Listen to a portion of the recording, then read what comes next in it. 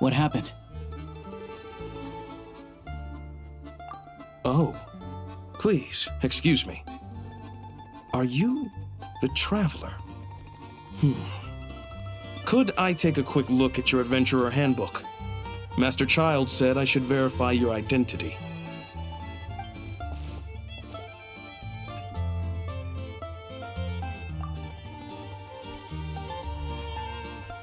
Ah, it's really you. Sorry for the inconvenience.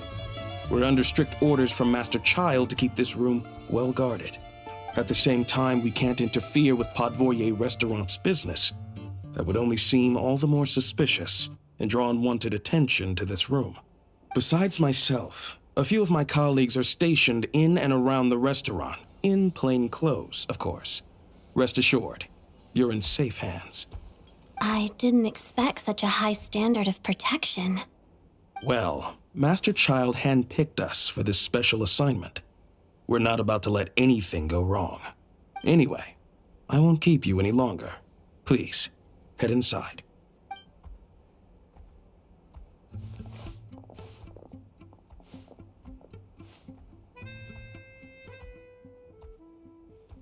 Traveler! Aloysia, you're back!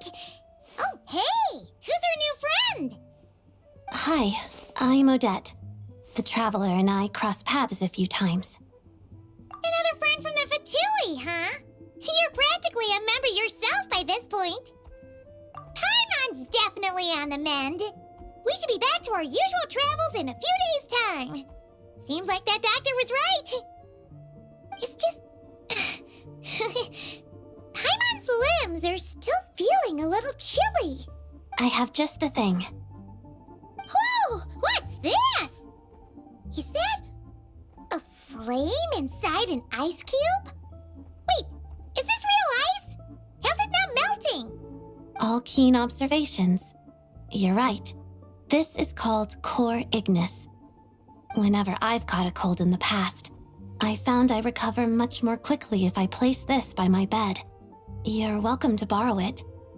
Awesome! Wow! It's so nice and warm! Oh, it's like magic. Your name was Odette, right? How did you two meet again? Looks like she's in pretty good spirits. That's a relief. Any progress with your investigation yet? No surprises there, I'm sure. They're not likely to let anything slip. The Rokad, huh? Let me think. Members of the Rokad keep their true identities hidden, but I think there might be someone I can introduce you to. Leave it with me. Meet me at the Korolyevsky Troop tomorrow, and I'll tell you how it goes. Would anyone like a drink? I'm gonna head to the bar. Paimon will have... maybe some hot milk? Yeah. Paimon's in the mood for something warm. Enough with the secret chat, you two. Let's catch up properly in a minute. Paimon, it'll be kinda like Tabletop Troop. No reason why listening to a story can't be an adventure.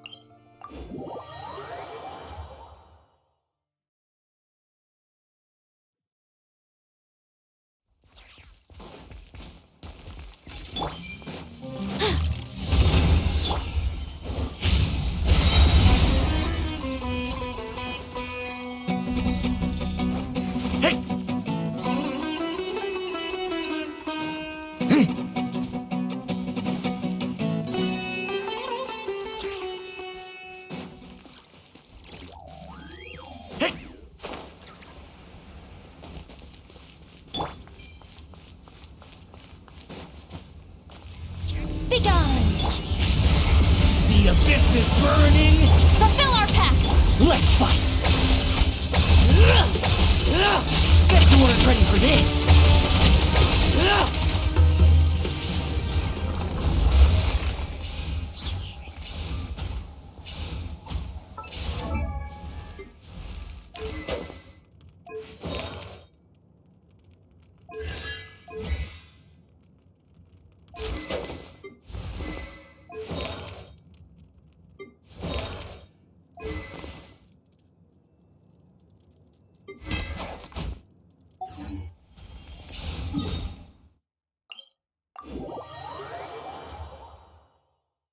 It's times like these when I really miss Cider Lake.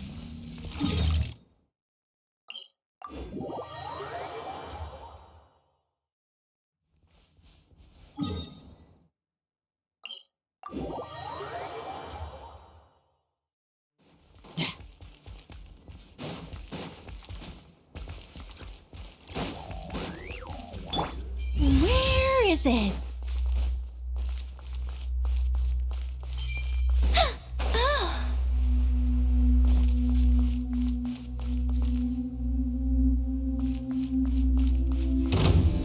Such defiance. Devouring claw! Show no mercy! I'll lament or tremble. I won't judge.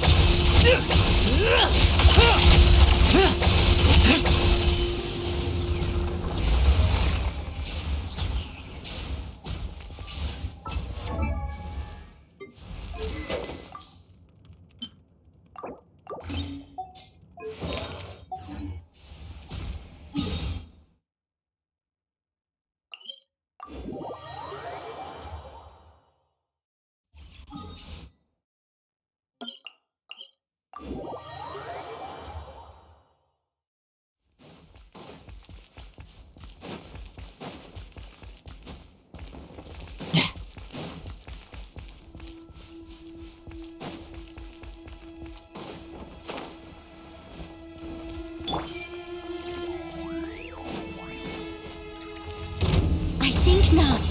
Get back! Fulfill our pact! Stay away from... Let's fight! Now's our chance!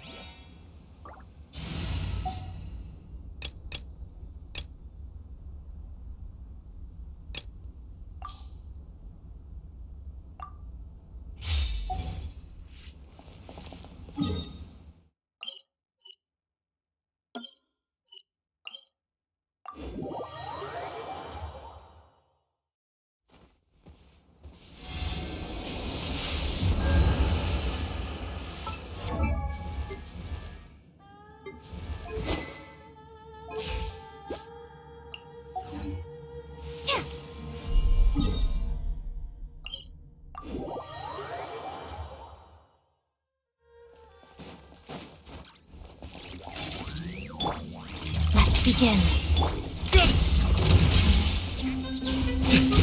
Animo Test 6308!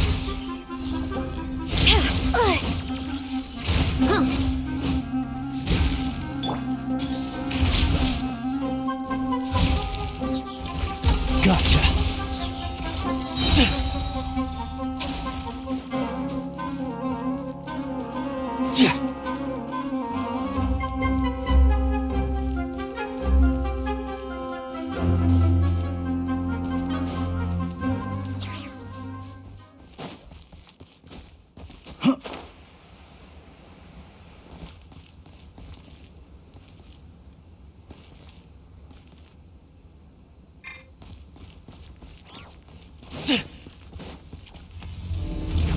Prey spotted. Shadow me. Pot of death. It's dog eat dog. Animo hypostasis on you.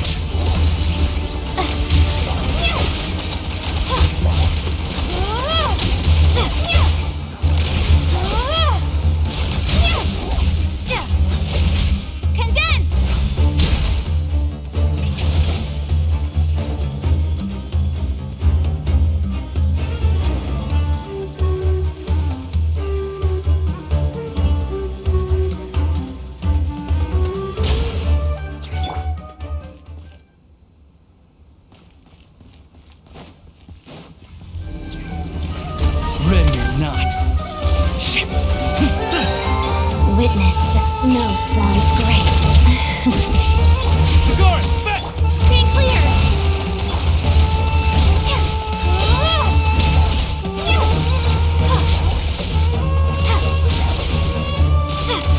Fighting Frost!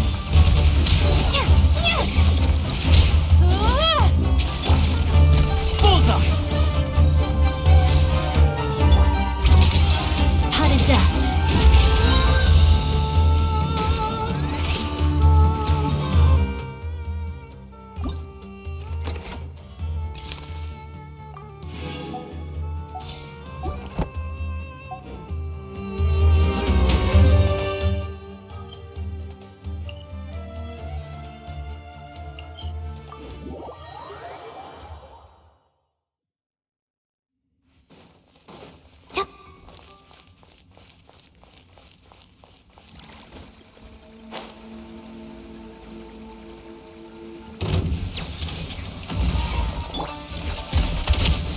Together.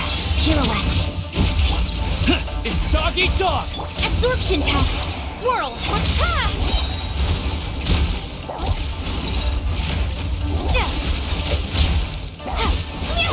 Condense!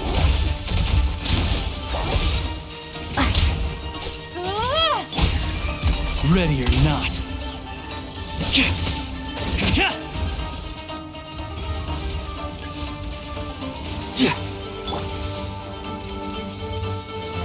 Shadow me. I should find cover. Prey spotted. Here, boy! Waltz of the snowflakes.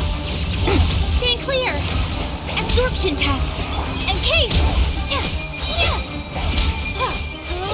Fighting Frost!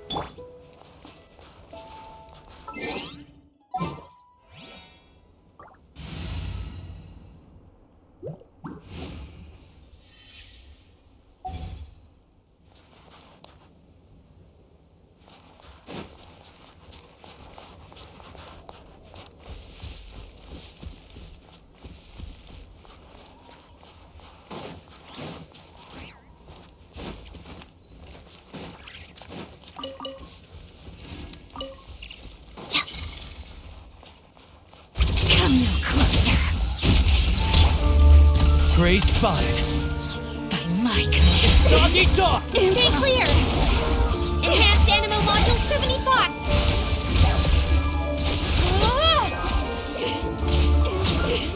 Impossible.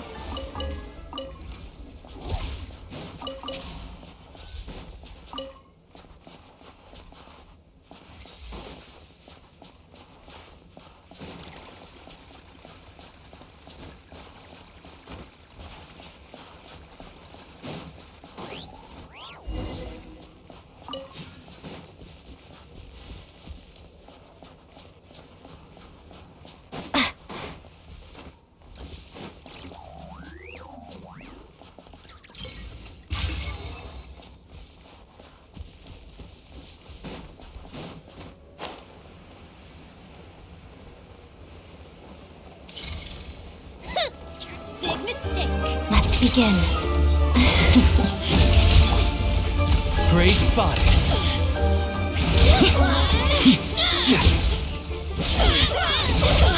Absorption test. Shadow me. Pirouette.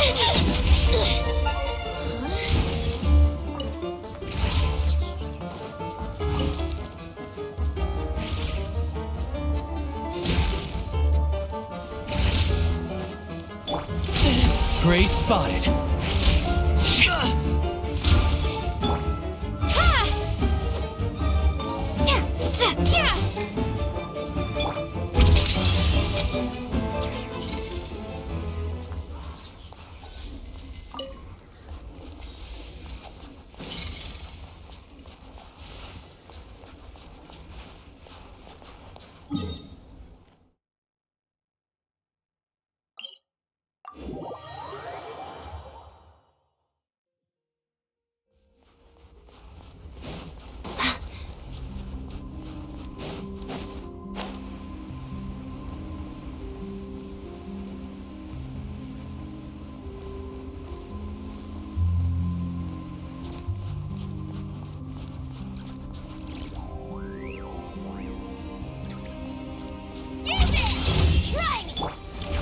Gotcha.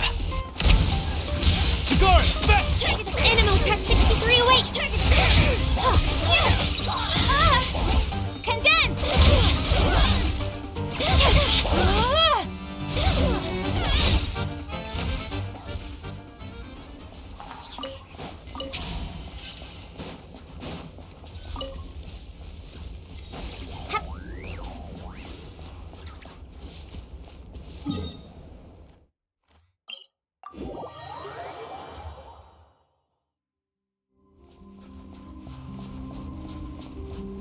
Let's begin.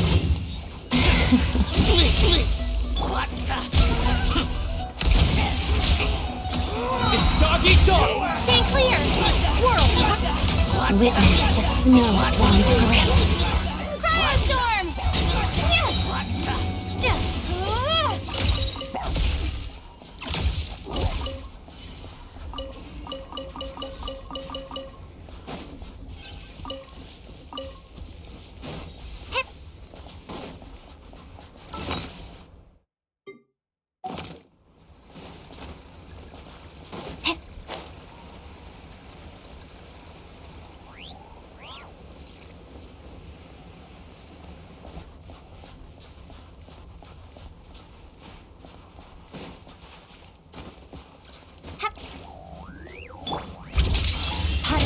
Come no closer.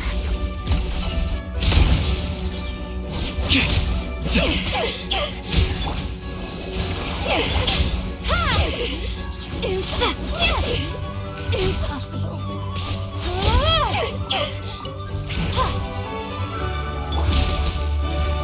Ready or not. Together. Impossible.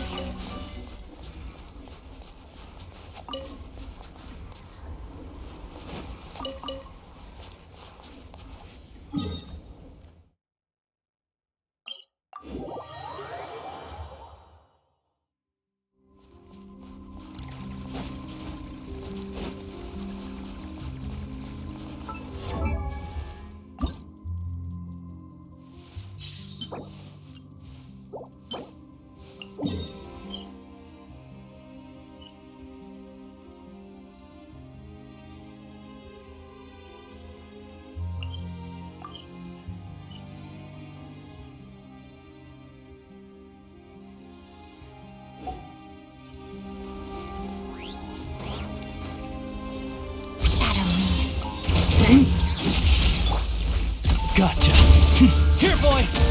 Stay clear! Cryostorm! Yes!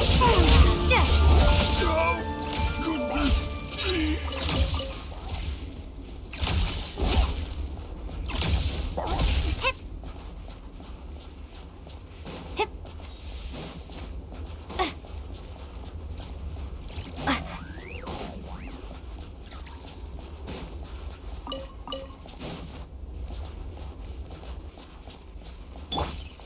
Let's begin. Cut of death. Gotcha. Zagaran, move! Animal Tech 6308, enhanced.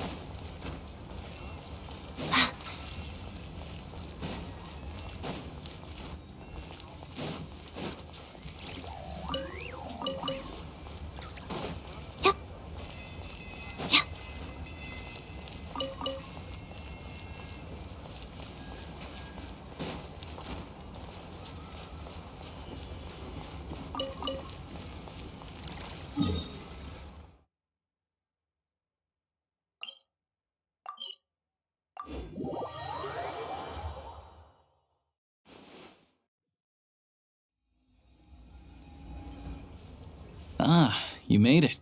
I've got some tickets, and I managed to set something up with the Rokot. It'll have to wait until after the show, though. Happy to stay and watch? I doubt you've seen the Korolyevsky troupe on stage before. Pleasure. Here, this is the way in.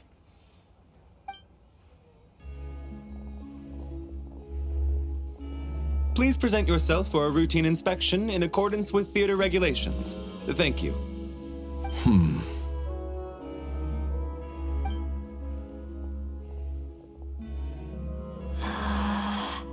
Is that guy with the fatui? Looks like he's waiting for something. Okay, all done. Thank you for your cooperation. Please proceed through to the theater.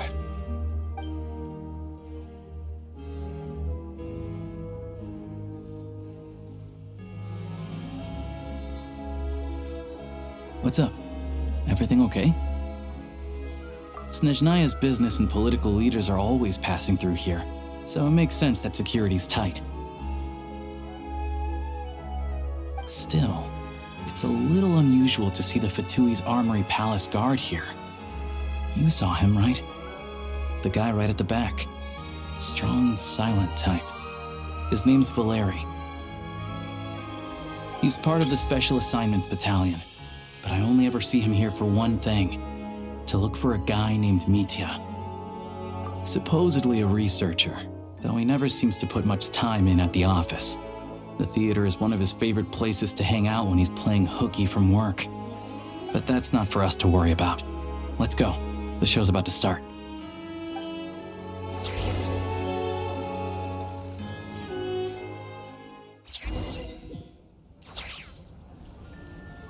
What do you think? Pretty impressive, huh?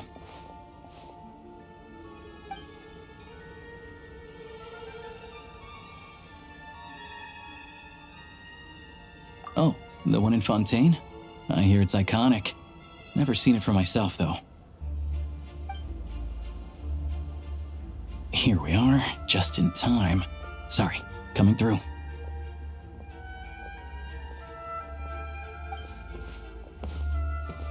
Ugh. If you're gonna show up late, keep your mouth shut. What's his problem? Whatever. No point arguing with people like that. Look, there she is. That's who I'm introducing you to later. She's the lead singer of the troupe, Vodyanitsa.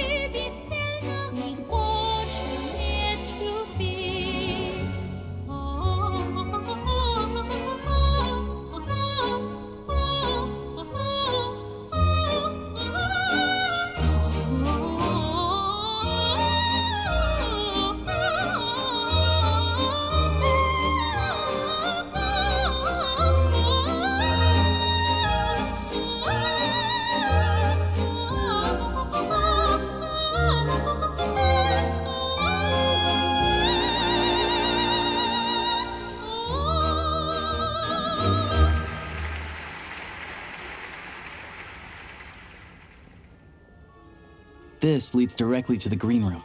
They're expecting us. Vodyanitsa will be waiting for us there.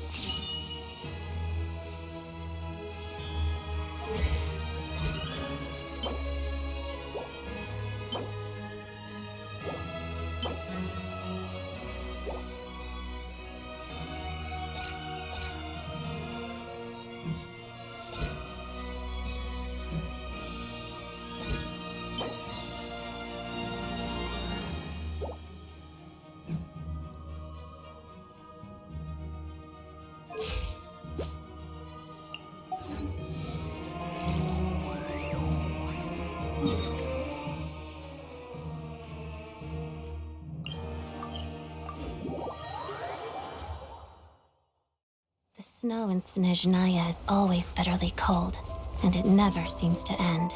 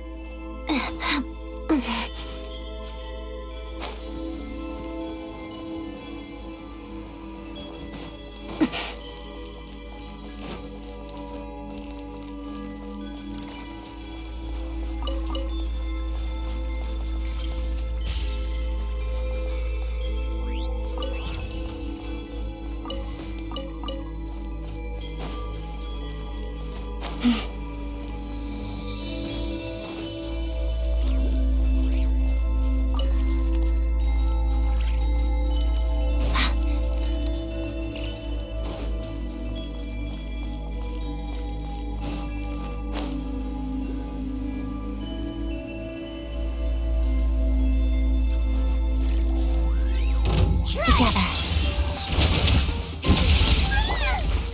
Ready or not. Stay clear! Absorption test!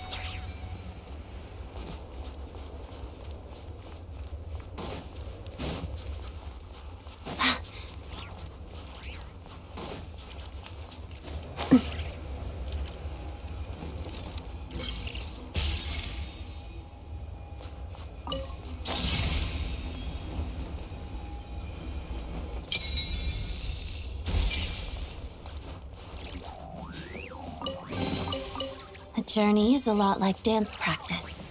Every step counts.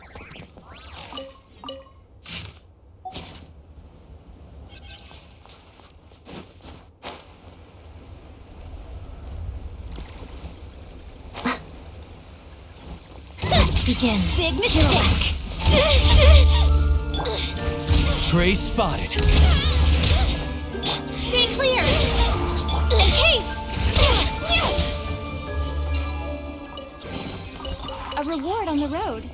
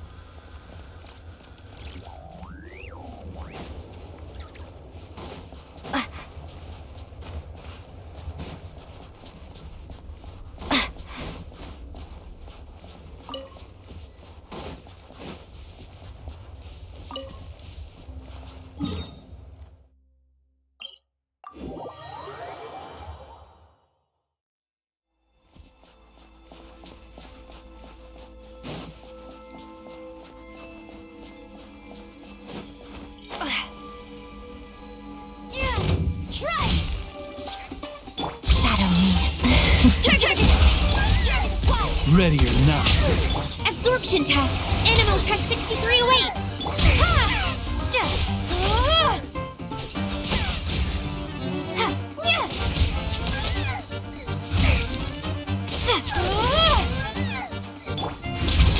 Target acquired.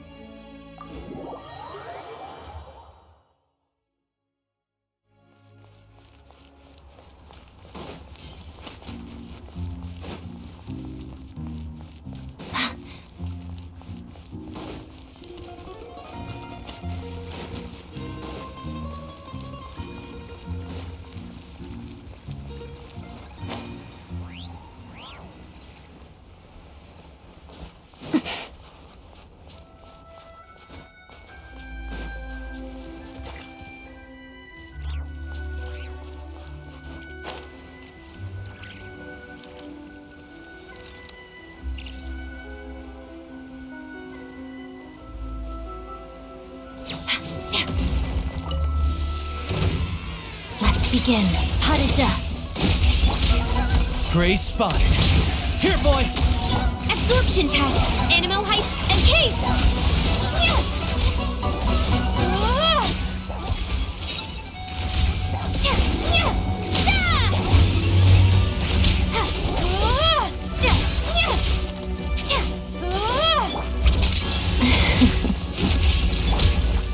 Ready or not. Tagari, back! Stand clear! Ha! Ha! Yes!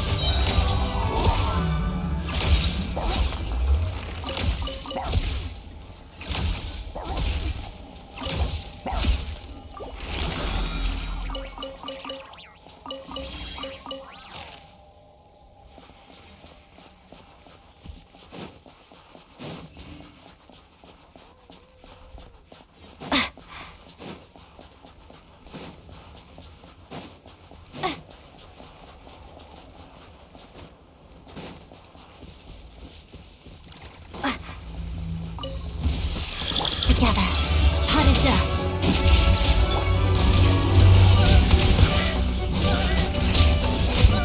Animal Test 6308! Cryostorm!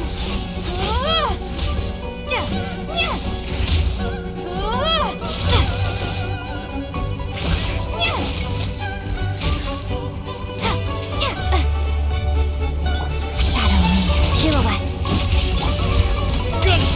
Here, boy! Stay clear! Encase!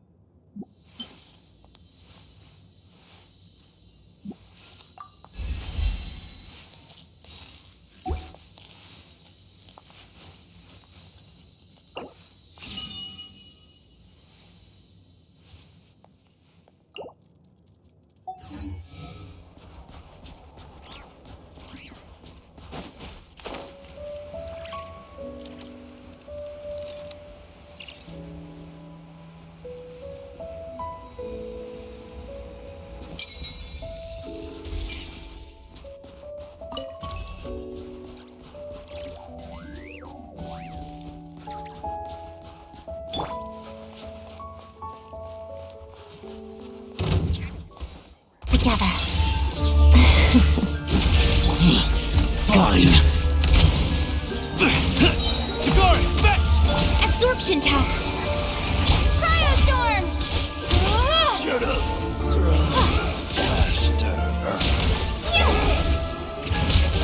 Just you?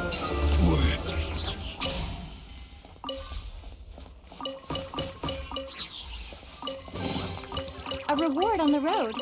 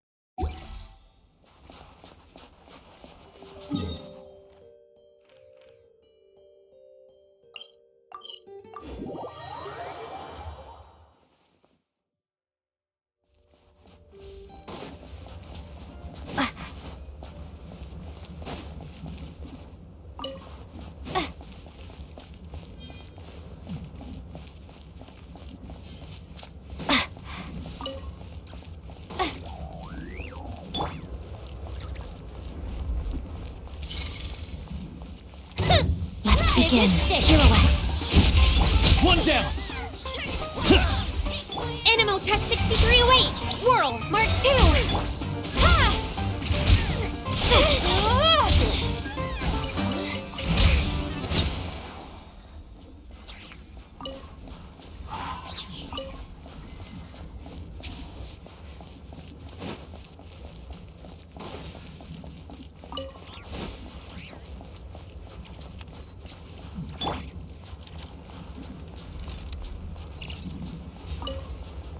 Fine. Let's Together. do this. Potted duck. Prey spotted. Here, boy! Stay clear!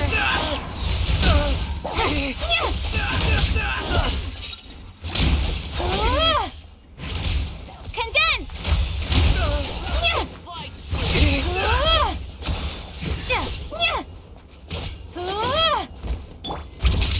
Pirouette. One down.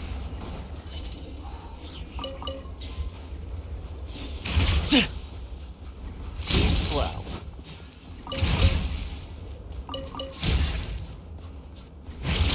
Absorption test.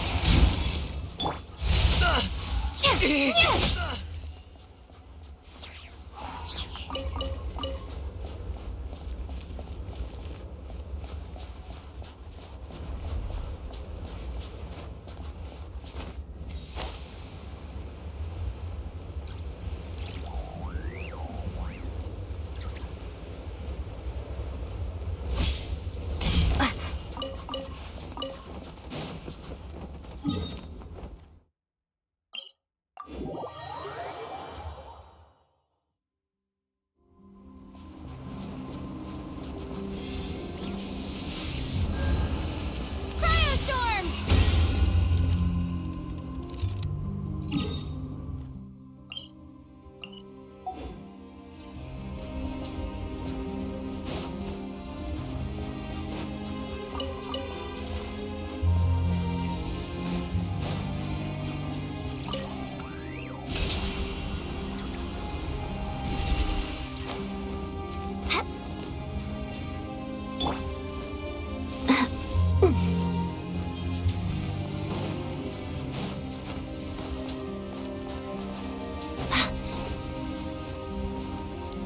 Let's begin. Ninja. Got it. Chikari, back. Animal Tech 63 away!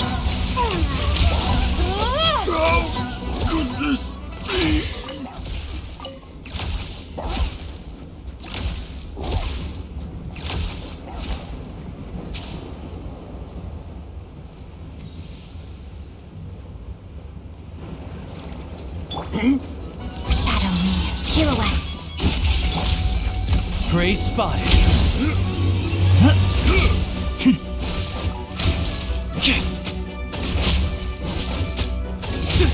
Here, boy. Absorption test.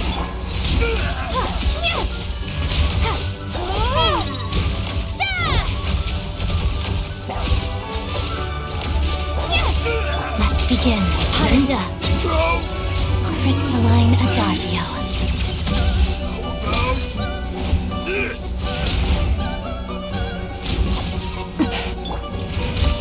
One down.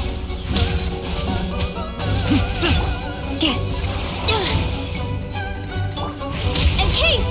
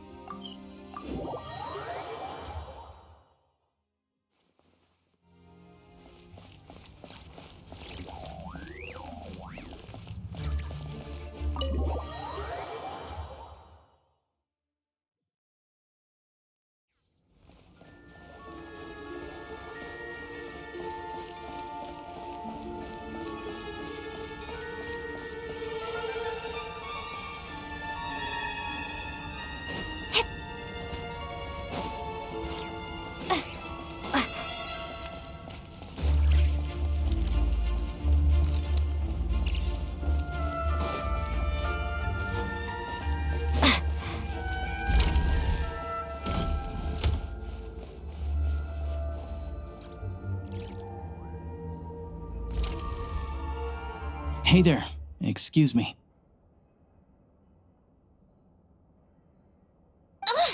Can you believe it? I am so mad right now. Come in. Oh, it's you two. Huh? You know each other? Oh, wait. Is this who you were telling me about? The one you met yesterday and couldn't stop thinking about? I never said that. Yes, you did. Why are you denying it? It was right before I went on that rant about the moody factory owner. Oh, I remember it so clearly. Might I ask what brings you two here? Oh, I just brought her here to see the show. And when it finished, she was full of praise for Vodyanitsa's performance.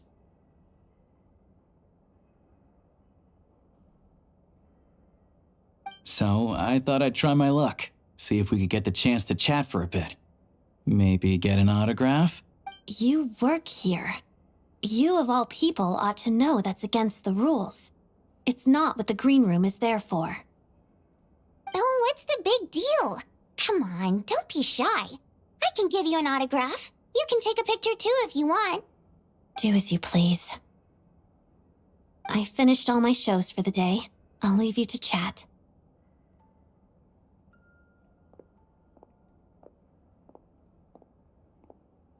I wasn't making that stuff up, you know.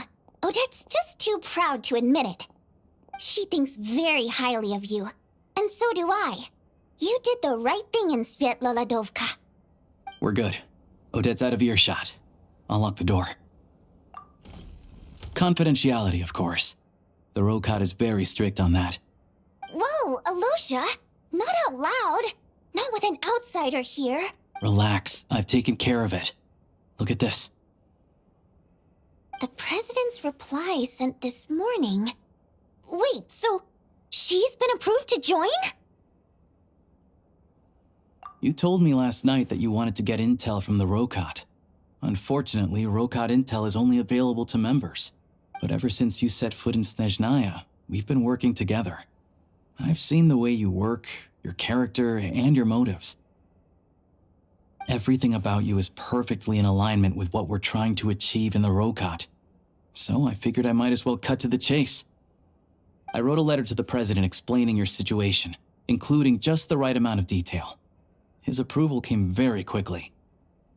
Of course, it's still your decision whether you want to join or not. We'll respect your choice. Well, assuming Odette was telling the truth and she didn't misjudge you, I guess we don't need to worry about you blowing our cover. Still, you gave me a real fright. I didn't know that's why you came looking for me. So, that stuff you said about admiring my performance, was that just because Odette was here? Did you actually mean it? Now you're talking. That's what I like to hear.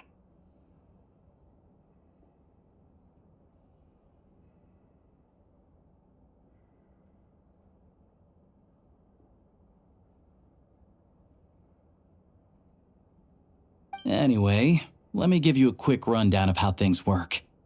Like I said, the Rokot is a covert organization, and we hide our identities.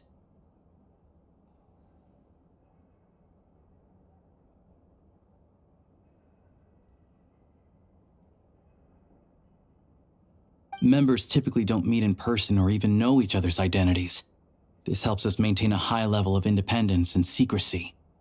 Because of this, members are basically free to decide their methods without constraints, so long as the outcome of any activity doesn't violate the organization's principles. After all, we don't have any ostensible contact with each other. This way, if anything goes wrong, no one else will be implicated. Beyond the freedom to choose how you operate, it's also your choice whether to act at all. We have plenty of members who have yet to take any action. In short, joining the Rokot in and of itself won't place any restrictions on your activity in Snezhnaya. There's a code of conduct you can read if it interests you. But basically, as long as you don't plan on using your anonymity to go around doing evil, you'll be fine. I tried reading it 5 or 6 times. Never made it all the way through. Even the most lackluster script makes for more interesting reading. Great. Then I'll go grab an official application form. Be right back.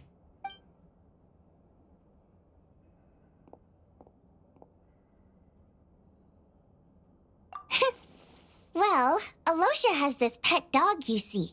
His name's Tagarin, and this one time, Alosha brought him backstage.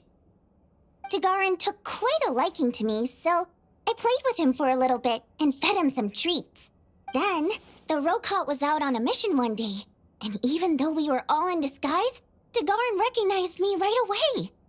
Just a coincidence, really. We didn't report it to the higher-ups, though, to avoid dealing with the fallout.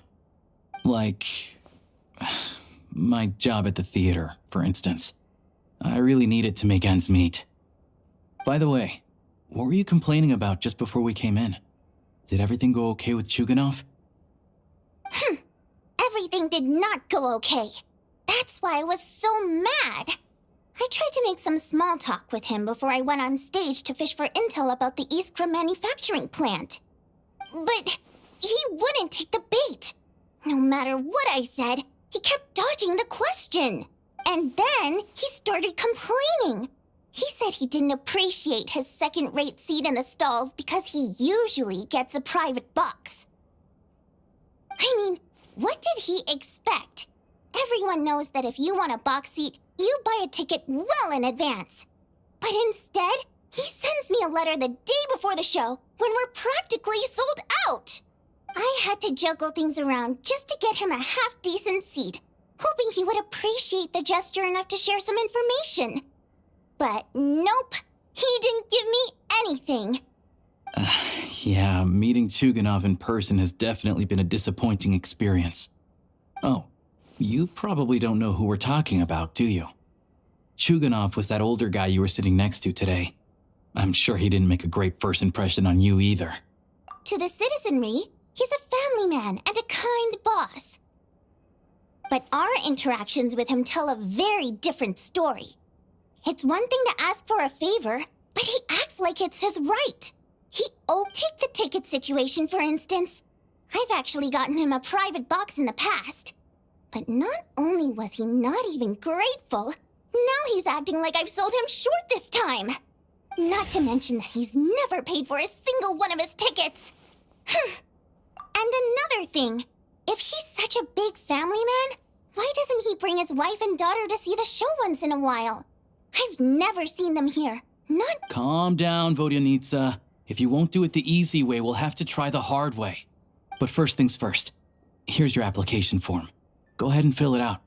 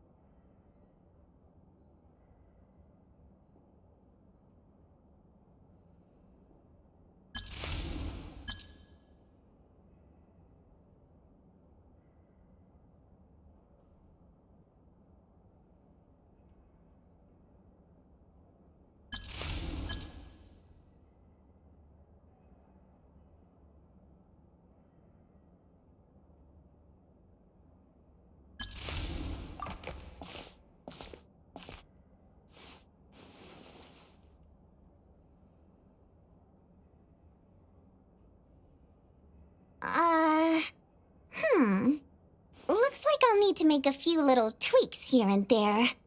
But other than that, you're good to go. We'll hold on to this for you. All right. Now that we're officially Rokot comrades, I can tell you.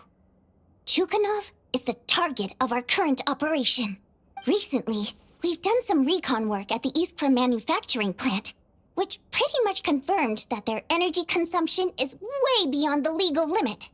All we need now is some direct evidence to present to the Vetcha, so we can demand that they shut the plant down. That way, the Kresny Crystal can be allocated to where it's needed most. I was hoping he might let slip during one of our chats, but he's too tight-lipped. We'll have to find another way. I'm meeting another regular theater goer tonight, Mitya. But Valeri's here too, and he's probably looking for Mitya, so he may end up being a no-show. Don't you worry. He must know how to dodge Valeri, or he wouldn't be showing up on time for every performance. Mitya is a renowned energy expert. Although we can't get any direct evidence of the excessive energy consumption at the plant, we can accidentally let the information slip to him. The authorities should take someone like him seriously. So if he starts raising questions about energy use at the Iskra manufacturing plant, there will be a proper investigation. Also, we're not allowed on site, but he has clearance. So all we need is his cooperation. Yeah, so that's the other thing we're trying to figure out. Though I think we're far less likely to make any progress on that front. Still, I hear that Mitya is a bit of a chatterbox. So, who knows? Maybe if we catch him in the right mood, he'll let something slip. What do you think? Sound like something worth your time? Okay, in that case, you guys find a seat somewhere nearby, pretend you're a couple of buddies there to eat, and keep your ears peeled for useful information. He's a huge fan, so I doubt he'll have his guard up around me. But you two need to be convincing. If he suspects anything at all, he might stop talking. Sure. Don't worry. We'll make a believable pair of buddies. Perfect! You've sold me already. Now, help me tidy this room up a bit before we head out. Okay. What needs tidying? Everything!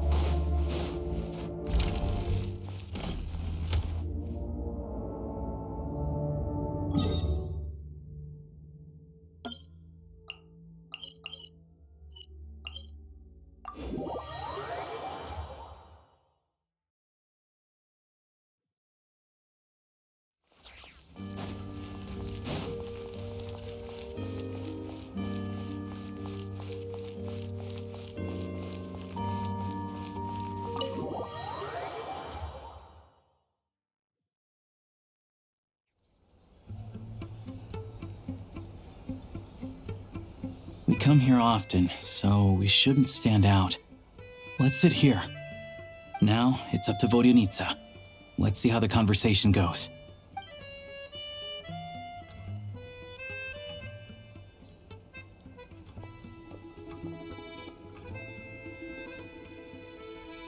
Mr. Mitya! Over here! Over here! Oh, sorry. I got a little held up on my way here.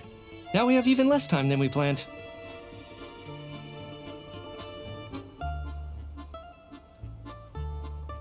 Go ahead and order some snacks and drinks, whatever you like. Let me see. According to my schedule, we still have 25 minutes left. You're really pressed for time today, huh? I was imagining this would be a leisurely chat. If you'd prefer, we can always reschedule for another afternoon when you have more time. No need. Getting to meet the lead singer is a very precious opportunity for me. I'm not about to pass it up. I've already had to decline your invitation several times because our schedules rarely align. If I don't grab this chance while it's here, who knows when the next one will come around? Well, it's very kind of you to make time just for me. I'm not too sure, to be honest. But Snezhnaya's full of weird and wonderful things like that, so people tend not to bat an eye. I'm sure the same will go for the Eye of Grey and Paimon. The reason I invited you out for tea and a chat today was to get some feedback from a true fan of the theater. Well, I genuinely have nothing bad to say. No matter how many times I hear you sing, it never gets old. It always seems fresh and new somehow. Maybe it's because the more times I listen, the more details I notice. Or maybe you simply improve with every performance, delivering it better each time. Thank you! I'm delighted to hear that! Could you give me any specific examples? Oh, yeah. The piece you sang today, for example. Beneath the Frozen River? Hey, what's with you? I'm just praising a good performance. I always used to find that such a bleak and lonely song. But the more you listen, the more you realize that it's not as cold and nihilistic as it appears. When you really dig down into it, there's a certain level where you're surprised by the emergence of hope.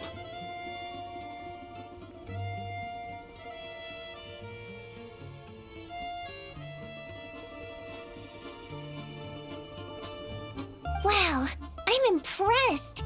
I didn't expect you to pick up on that. Actually, I only tried out that angle after talking with a composer. Still, Beneath the Frozen River wasn't on today's program. Oh, really? But it's a classic. You sing it every time. Almost every time. Oh, well then. Let me say a few words about that other all-time classic, Flying in the Wind from the Mountain Sparrow. I didn't sing that one today either. My voice wasn't quite up to it, so I switched it out at the last minute. Oh, but, Sorry, Mr. Mitya, but you were at the theater today, yes? Of course I was. Remember? I said hello to all the troupe members before the show started. You, Odette, and the others. So what did Odette sing today?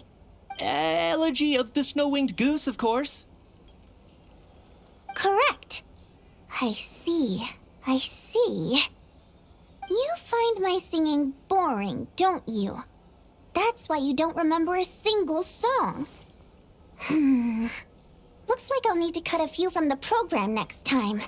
No, that's not it. I swear. All right. I'll be straight with you. I'm sorry. My mind was wandering as you took the stage today.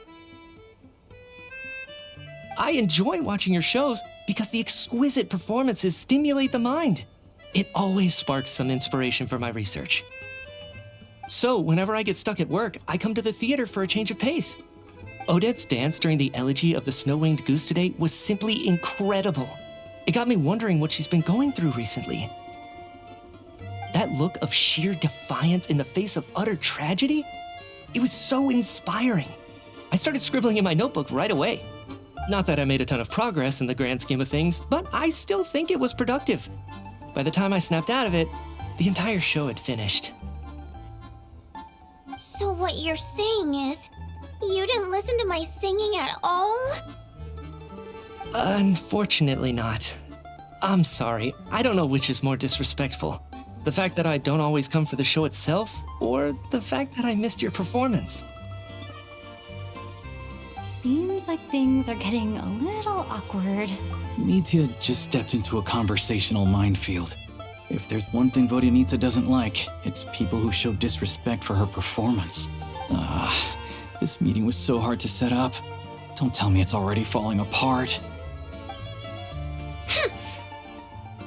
It's fine. I suppose this is affirming in its own way. At least, it shows that our performance really touches people's hearts, right? Don't let it bother you. It certainly doesn't bother me. She's showing a lot of restraint. Well, I'll be sure to let Odette know how much you adored her performance. Please don't say that. I always love your performances too. It's just that inspiration struck at the wrong time today. I'm usually all ears. I know, I can tell. That's why I value your opinion. I'm sure some people can't stand it when others praise their coworkers right to their face, but not me. No, sir. Fair enough. I still feel kind of bad, though. But you know what I really can't stand? People who only show up to the theater to pretend that they're cultured. Makes me sick to my stomach. Oh, yeah, 100%. There are too many of those people around. By the time they're walking out the door, they've forgotten all about the show. What's wrong? You look furious. I don't know if you've heard about the boss of the Iskra manufacturing plant. He isn't even a theater investor, but he always demands the same privileges as actual investors. Box tickets only, premium drinks, even the right to request specific songs. Well played, Vodyanitsa. Seems like she's harnessing her rage to steer the conversation back on track. Now that you mention it, I've interacted with that guy before. I gotta say, everyone holds him up as an example of a benevolent businessman, but I don't know. I don't see it. Yeah, he couldn't care less about what's happening on stage. He's just there to flaunt his social status. I hate that I have to prepare programs for guys like that. What's the big deal with that factory he runs anyway? I asked around a bit and heard some pretty shocking stories. Sounds like he's just another greedy capitalist. Oh, really? Yep, the things people are saying are pretty damning. Low wages, insanely long working hours, equipment running around the clock. And as if that's not bad enough, he also strictly forbids his employees from giving any kind of interview. Project Stuja has now been extended so many times, we're at the point where crystal rations for the common folk are barely enough to survive on. Yet he even wants to get his greedy hands on them just to boost his own profits. If the rumors are true, he's in serious violation of the law. Interesting. So you've heard about it too. What? So it's really true? Who knows? I've only heard the same rumors you have. But there's no smoke without fire. The Rooster's been coming down on us hard lately, demanding that we track and trace every single batch of Crystal. My coworkers in the Department of Energy have been tearing their hair out over it. The Rooster? I didn't realize he cared that much. Yeah. Even though there are no restrictions on Crystal trading, the poor will wind up freezing to death if we let the rich buy as much as they want. That's clearly unfair. Looks like we'll need to arrange an investigation into the Iskra manufacturing plant as soon as possible. I never knew you kept up with current affairs beyond the theater, Miss Vodyanitsa. You really have a heart for the common person. Most Fae in your position have long been indifferent to the plight of humans. Well, those of us who choose to live in human cities are naturally going to pay attention to any significant upheaval. Isn't the Rooster a Fae himself? I'm just surprised to learn that even someone with as much experience as him is getting so stressed out over Project Stuja. What is the end goal of this project anyway? This is it. We're finally going there. I'm sure Mitya can sense on some level that she's fishing for information. But since their conversation is so relaxed, he might just let something slip. It's stressing me out too. If I'd only made better progress with my research, things wouldn't have dragged on this long. Oh, so your work is related to Project Stuja? That's right. The Armory Palace needs a brand new energy source. Not the power of the Light Realm, and not elemental energy. Right now, the only thing that meets the requirements is the power contained within stellar linchpins. But harnessing that power is costly. Each step of the process requires enormous amounts of Kresnik crystal, from extraction to quantification to attempts at conversion. Progress has been painfully slow, and the team is getting burned out as time goes by. Sometimes, I see people staring into space as if in a trance.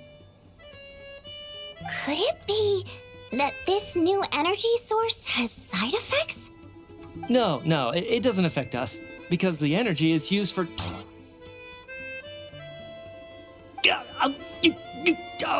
Okay, I got it. Stop choking me. Sorry, I can't talk about that.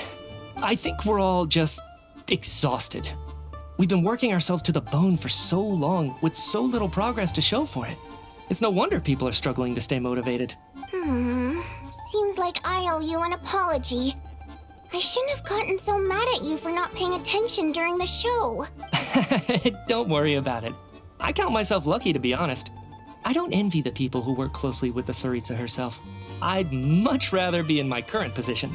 At least... So they're trying to develop a completely new kind of energy. Yeah, censored by a scarf. Who would have thought? Oh, dear. It looks like my time is up. I'm afraid I have to leave. I'm so sorry. We ended up barely talking about the theater. That's okay. It was a pleasure chatting with you, really.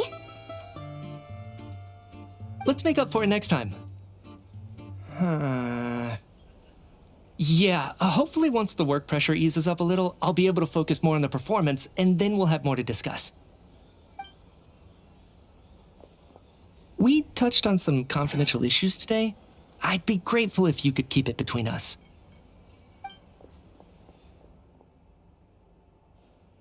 That could have gone worse. Nice job. Why was Mitya in such a hurry to leave, though? Sorry, routine inspection.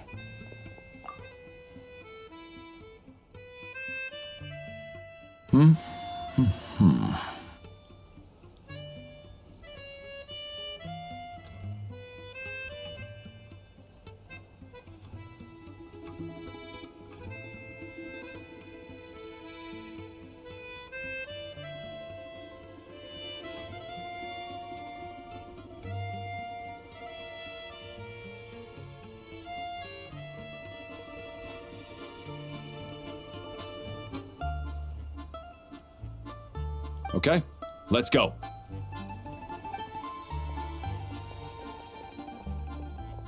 So he wasn't rushing to get back to work. He must have calculated that Valeri would find him here in exactly 25 minutes. That's frighteningly accurate. One of the main duties of the Special Assignments Battalion is to ensure that important figures stick to their schedules.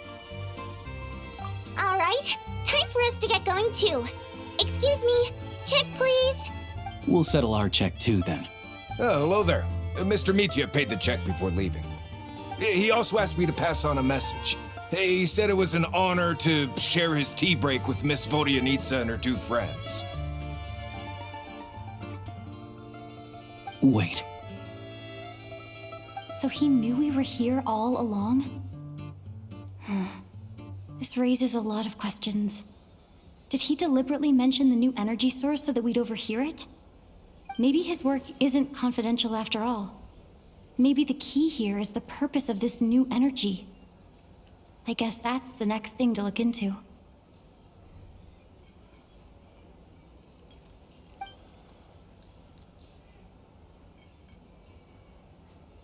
Vodyanitsa and Alosha have both left. Time to head back and call it a day.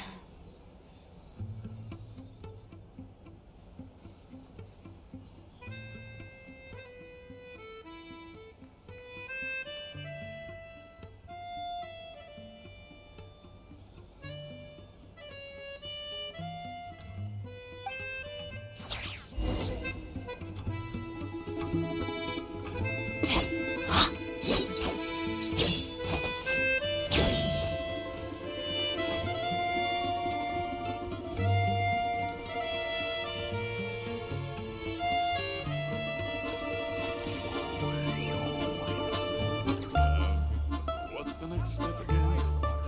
Coming up. Back in my day.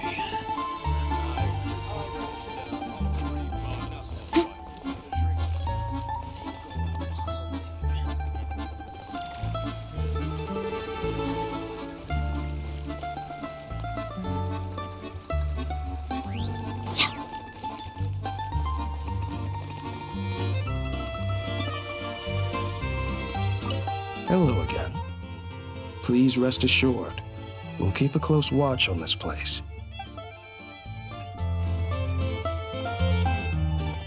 You're back! Here pretty early today.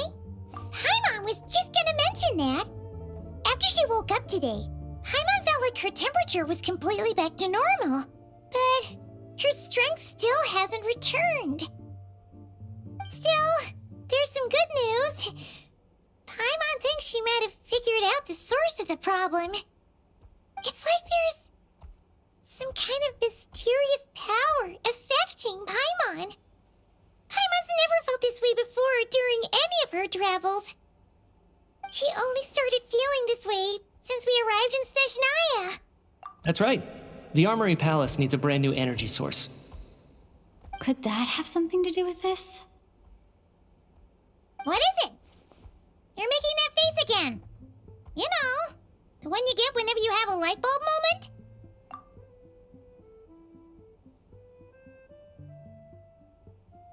So, they're trying to develop a new energy source here? And you think that might be why Paimon's feeling unwell?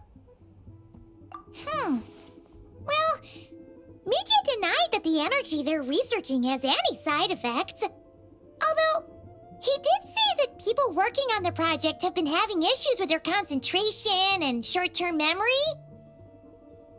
And even so, those are completely different symptoms from Paimon's. It's pretty faint, so it's kind of hard to tell. But if anything, it seems like it's coming from roughly the same direction as the Armory Palace. Sure, Paimon's with you there. But how, though? The Rokot only has a limited amount of intel. Oh, great point! They argue about Project Stuja every day.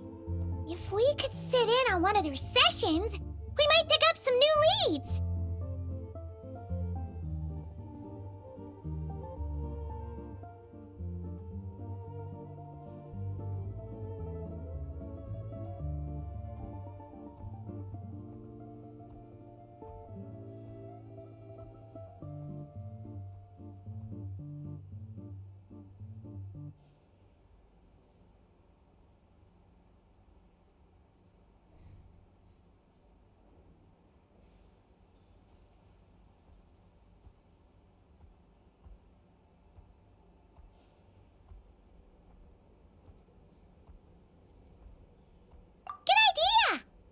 Oh yeah, while you were out, Paimon tried all the yummiest looking desserts in the Potforia restaurant.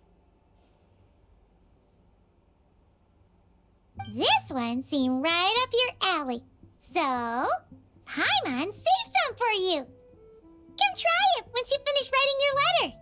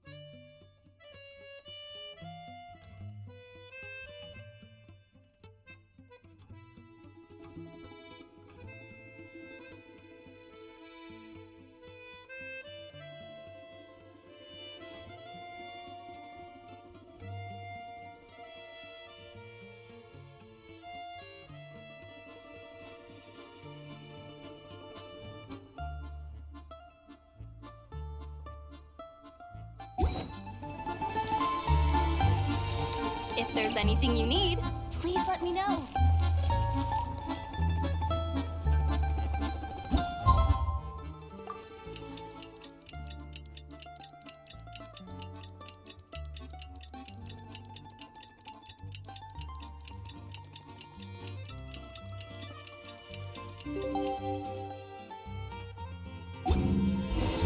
Alosha replied. He says that we won't be able to speak at the Vetcha, but he can arrange for us to attend as visitors. Time to get ready. Then head to the Snezhnograd Vetcha.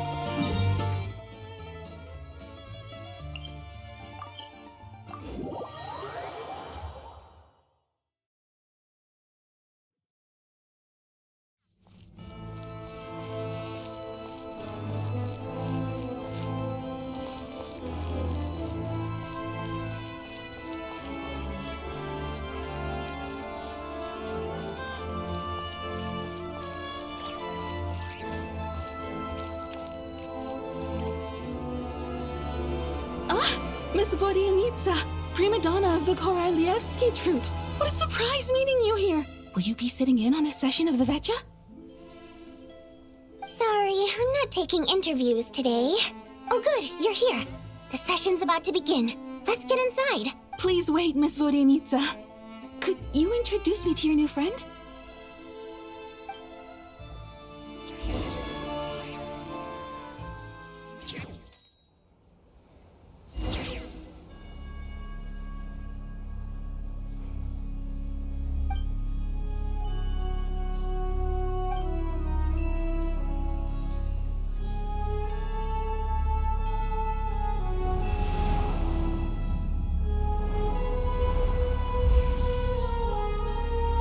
In summary, the energy management commitments made for the outgoing period have been delivered upon.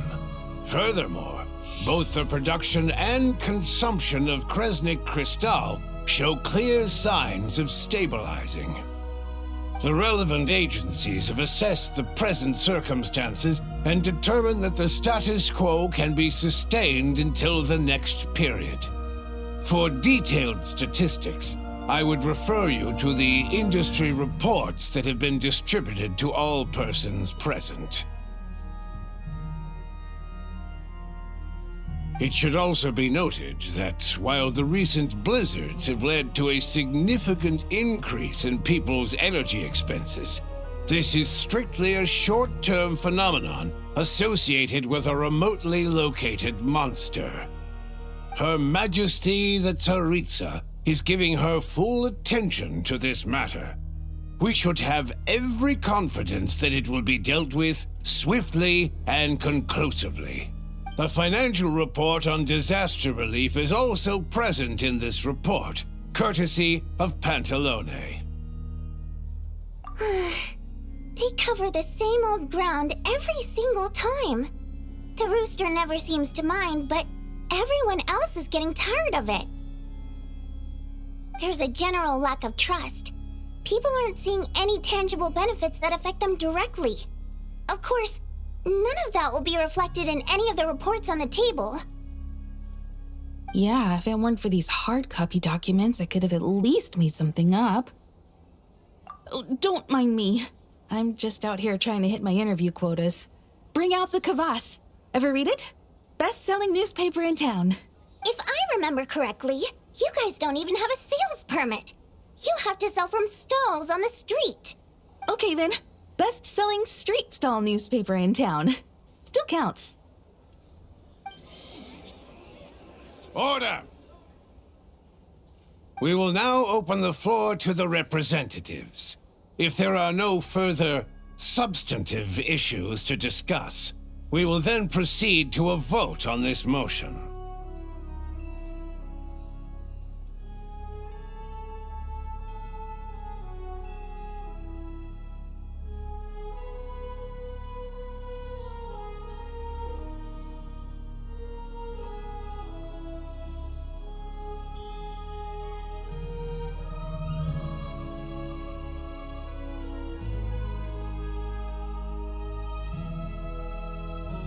Snezhnaya has a long tradition of treating members of the Fatui Armed Forces and their dependents favorably. but recent surveys shows that Fatui families in remote areas have access to 15% less crystal than the average civilian family in Snezhnograd. It's been said many times before, but it bears repeating now. There needs to be a clear and consistent rationale behind how crystal is allocated, or we will soon face immense public backlash. Perhaps you wouldn't need to keep repeating yourself if you would hear me out for once. I say again, true consistency exists only in principle. In the real world, fairness is relative. You appear to treat resource allocation as a simple function of production and population. So what about when the equipment used in production breaks down? Have you factored that into your equation? And do you even know how long it's been since Snezhnaya last conducted a census? If I knew the answers to questions like that, I'm sure I'd be a very wealthy man. And I doubt I'd be going by child.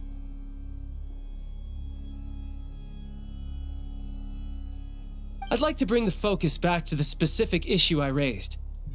Or do you wish to deny that favorable treatment for Fatui dependents is our long-standing policy?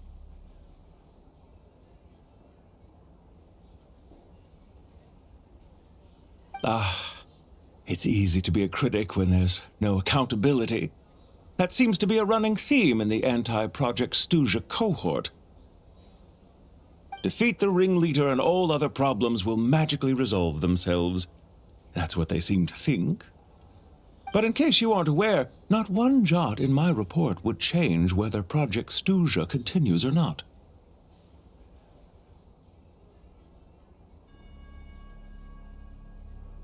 So you have no intention whatsoever of finding a solution to this problem? On the contrary, I'm the only one here who ever brings solutions. Child opened by speaking up for the armed forces. Regrator struck back with style and a war of words ensued. Our reporter was live on the scene to get the audience's reaction as it all unfolded. Who do you support? The people have spoken! Child received raucous applause from the crowd as he pushed Regrator onto his back foot with a relentless barrage of questions. It had to be seen to be believed. Now you see why they don't have a sales permit.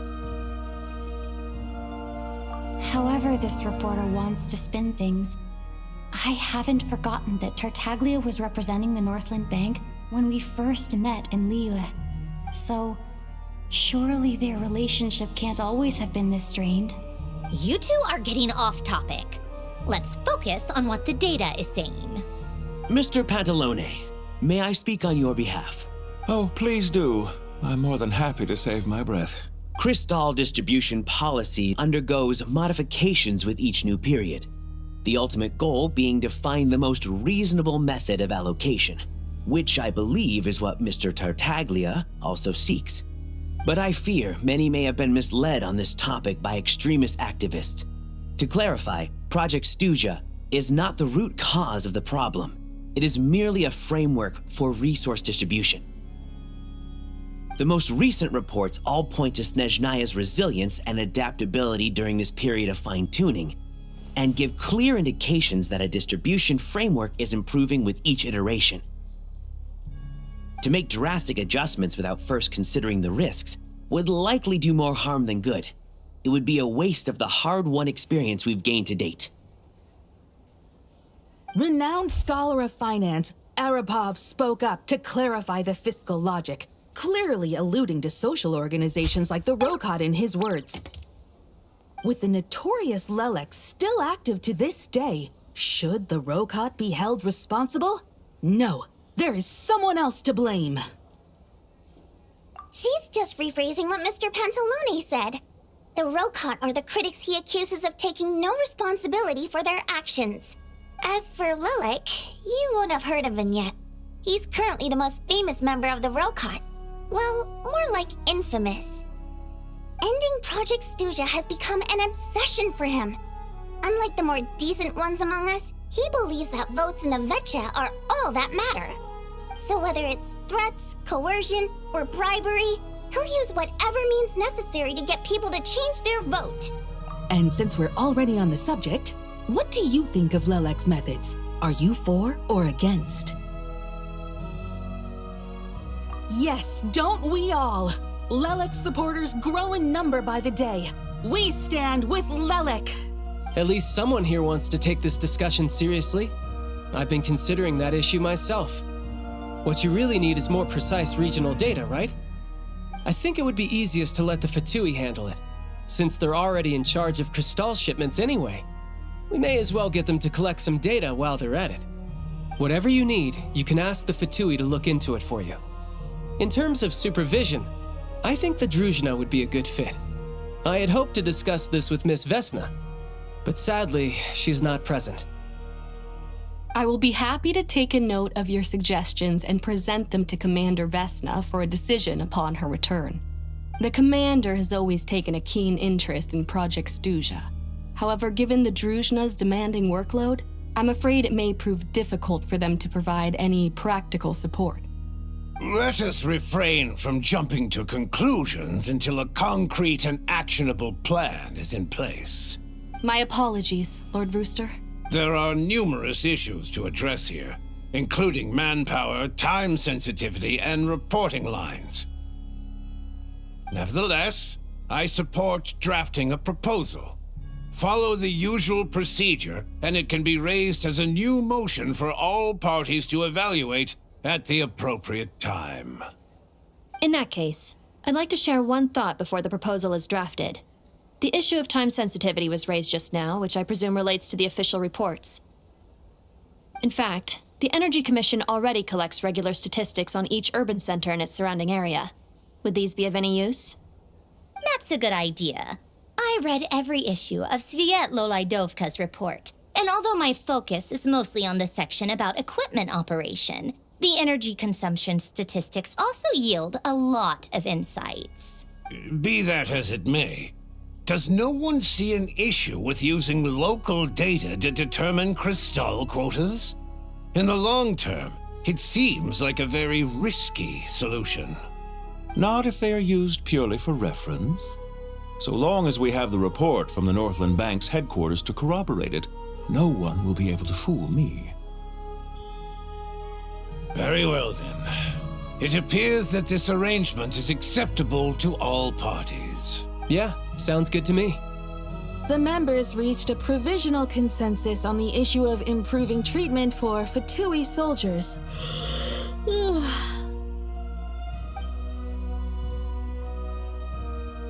Today, the prima donna of the Korailievsky troupe attended a session of the Snezhnograd Vecha in the company of a most charming young lady. The question on all our minds is, what is the true nature of their relationship?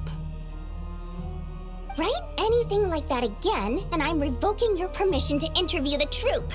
Got it?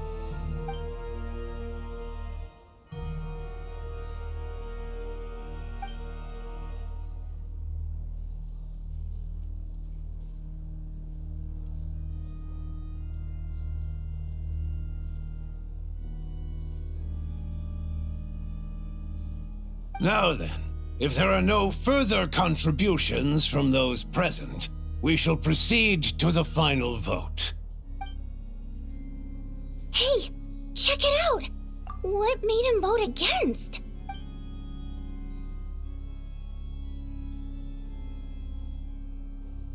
The votes have been tallied. Those in favor of continuing Project Stuja total 61%. Securing a clear majority.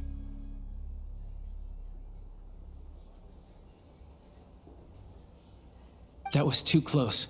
The margin has shrunk yet again. Chuganov was a huge loss. I'll bet Lelek is behind this. I wonder how Pulcinella will respond this time. Chuganov. I see. Lelek strikes again. Yes.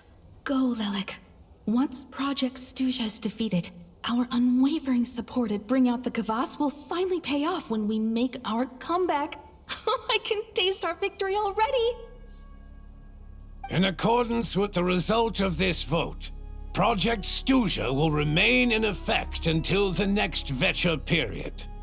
Finally, may I remind us all We debate only for the greater glory and solidarity of our nation.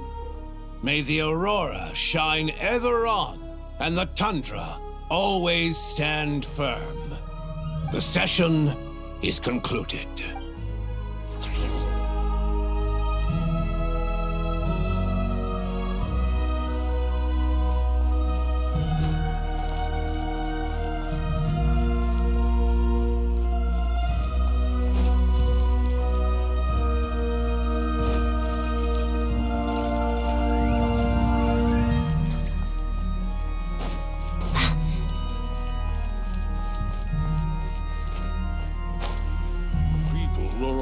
More naive than they think. And this place is no exception.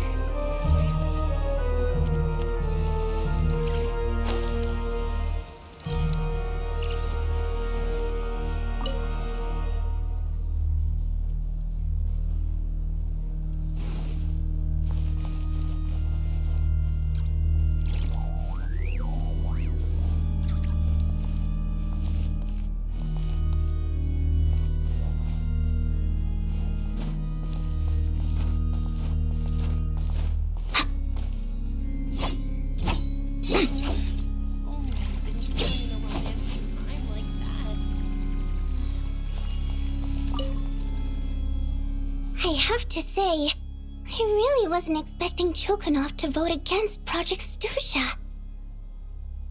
Well, in principle, Snezhnaya's business and political elites ought to be the ones least likely to oppose it. As we heard, Project Stusha is basically just a resource distribution framework that requires everyone to cut back during the winter. But even if the policy got cancelled, the Tsaritsa's energy needs wouldn't suddenly go down.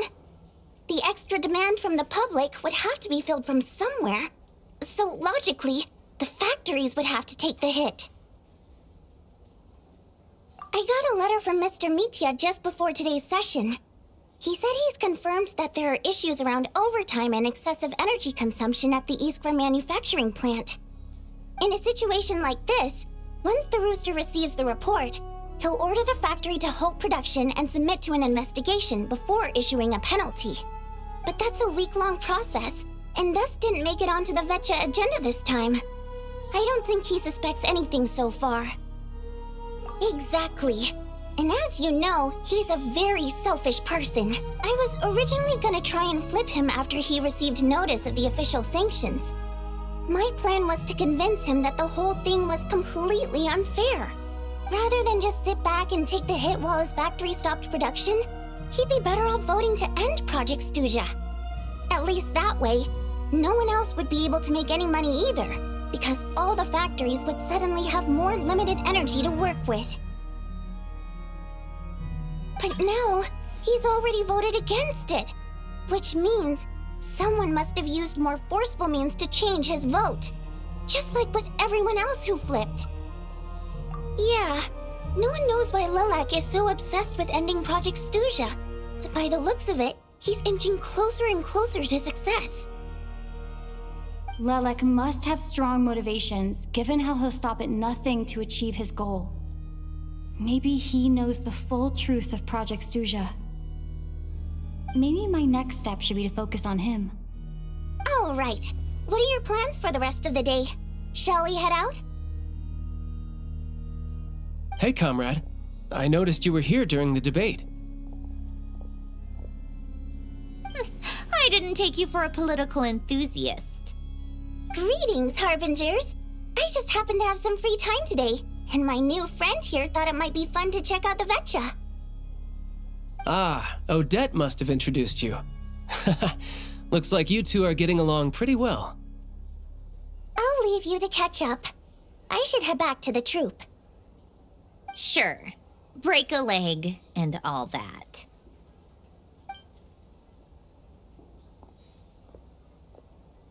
Thought it might be fun to check out the Vetcha, did you? Things are never that simple with you, Traveler. There's no way you're here for kicks and giggles. Tell me I'm... Oh, yeah. To some, he's a captivating enigma. To others, he's the bane of their existence. no one ever thought that some anonymous nobody from the Rokot could cause such a stir. Huh? You want to look into Lelik? Then I'm sure his days of anonymity are numbered. What do you think, Sandrone?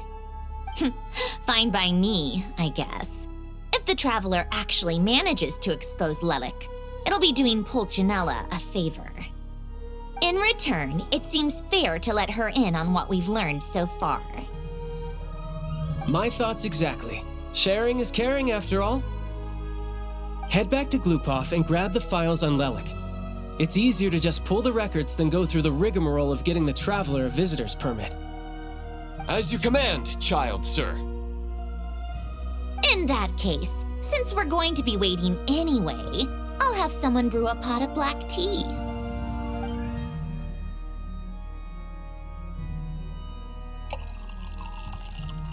One common thread among the many incidents Lelik has been involved in is that the victims are all too scared to share any real information about him. Clearly, he must have threatened them in some way.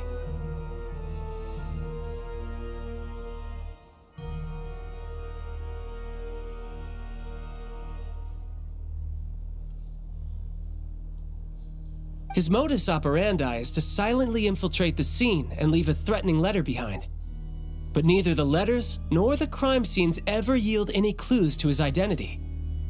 So all these files have to offer are short statements by the people affected. They don't give us a lot to go on. If nothing else, it shows we're dealing with a trained professional who's versed in counter-surveillance. Yes, and to that point, he often strikes in highly secure locations. The victims are high-ranking and influential people who take their personal security very seriously.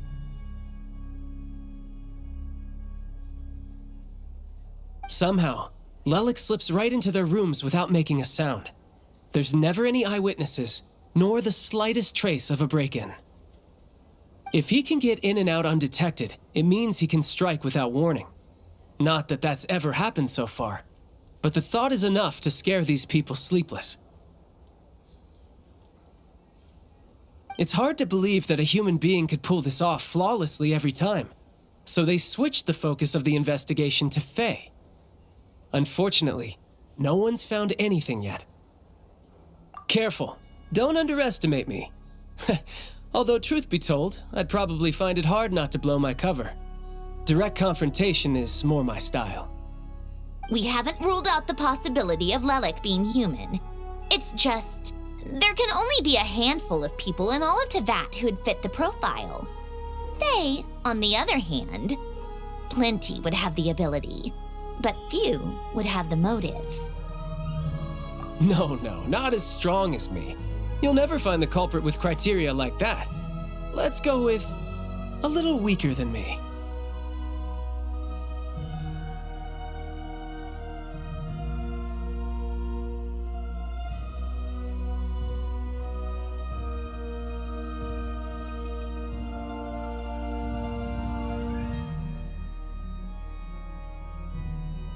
There's no denying that Master is strong, but meticulous.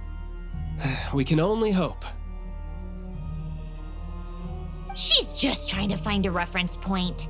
Stop getting fixated on who's stronger than who. But that's the most important thing. In my opinion, anyway.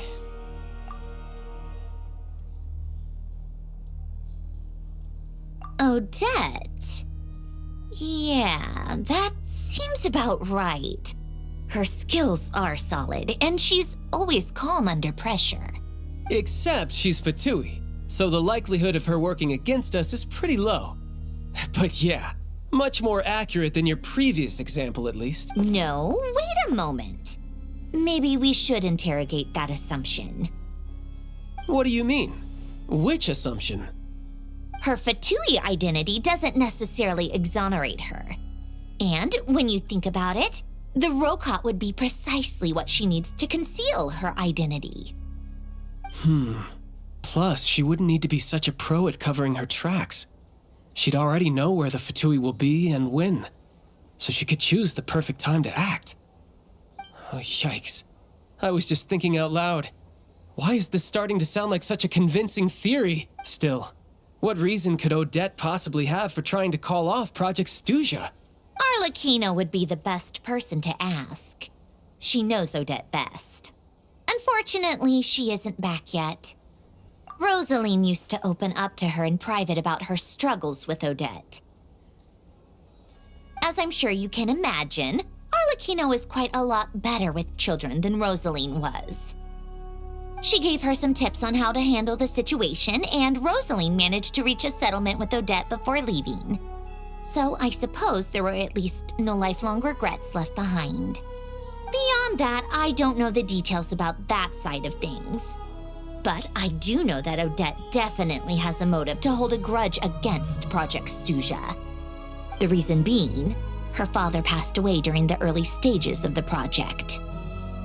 That was back before it had been named Project Stuja, when things were still being worked out.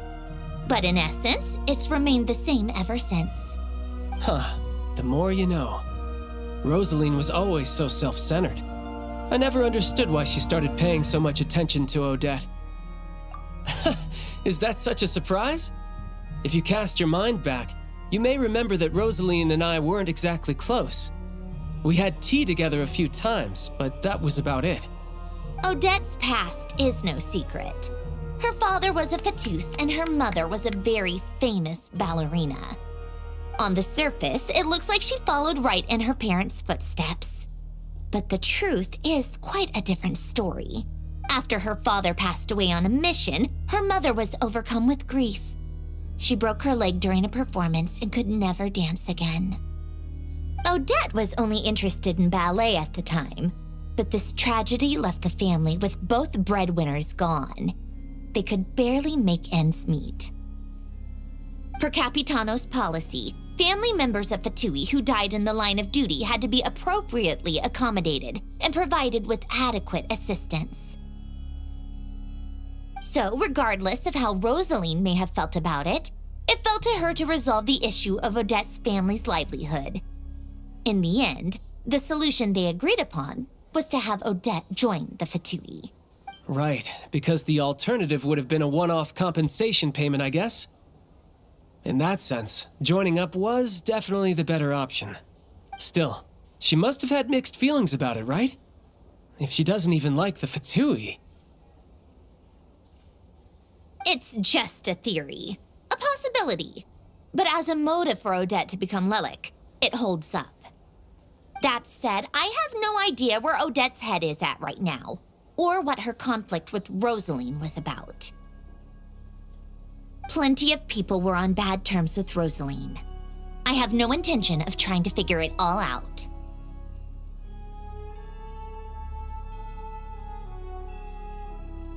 Yes, but there's not much point in discussing that now.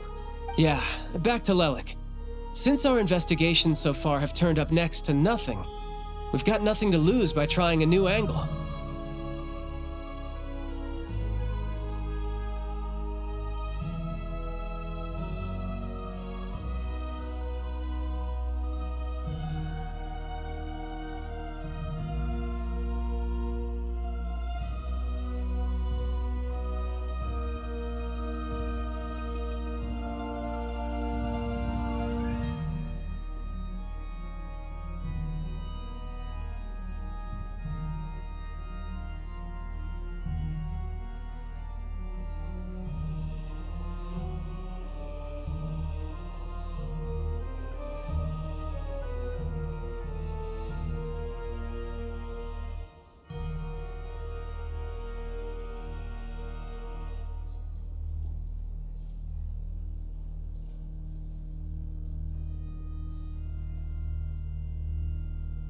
Funnily enough, Tonya and I had actually made plans to go to the theater tomorrow to watch Odette's rehearsal.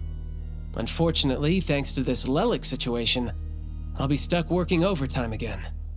Which means you can go in my place. No point wasting the ticket. Plus, you'll get to meet Tonya. Spirit Seeker. Quite the classic ballet. It was passed down through Odette's mother's family for generations, though it hasn't been performed in years. But Odette's been practicing it diligently, and it's finally ready for a return to the stage. Excitement is through the roof. Tickets for the official performance sold out long ago. Tonya's excited for it too. She's desperate to see it no matter what. Personally, it's not really my kind of thing, but since she's my little sister, I had to figure something out. I've actually seen it several times before. The story's pretty straightforward. The lead character follows a trail of clues left behind by a spirit, gradually recovering her memories along it's a tale of love and regret. So not exactly reinventing the wheel, at least by today's standards. But when that classic melody kicks in and the lead character begins to dance, it always gets me. Not an easy dance to do justice to, though. I know it's always been Odette's dream to perform this piece, but I'm not sure she's really ready. In that case, I think that even if she is Lelik, we should wait until her performance is over before we respond. I'll let you take it from here, comrade.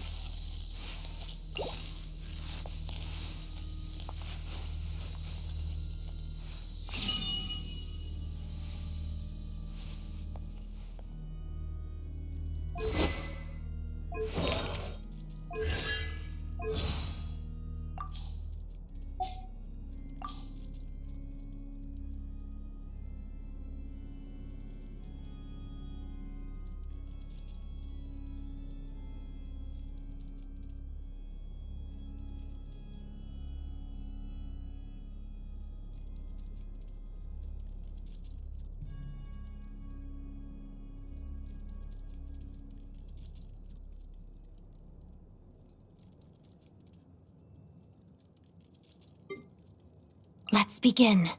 Shadow me. Together. Pas de deux. Pirouette.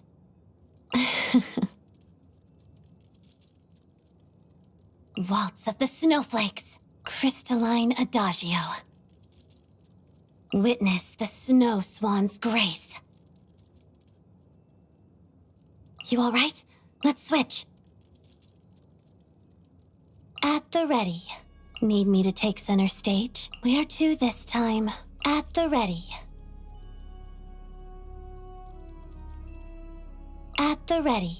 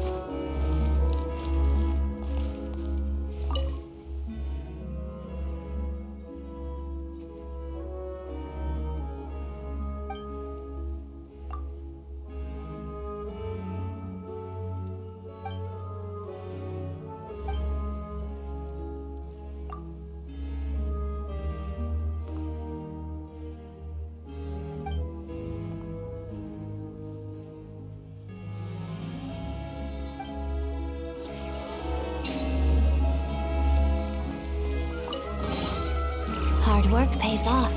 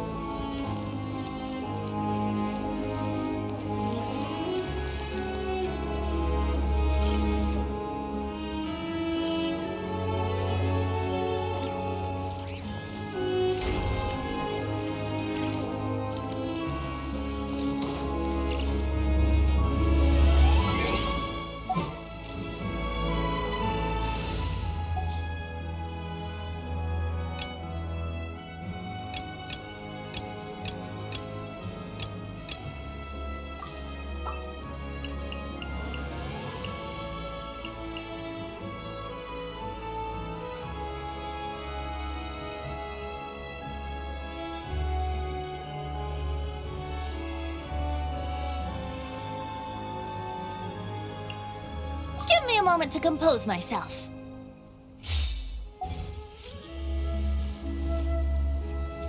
Yeah.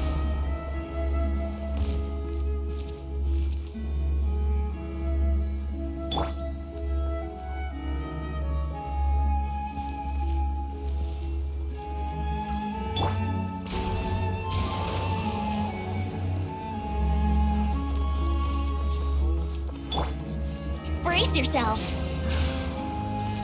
Yeah.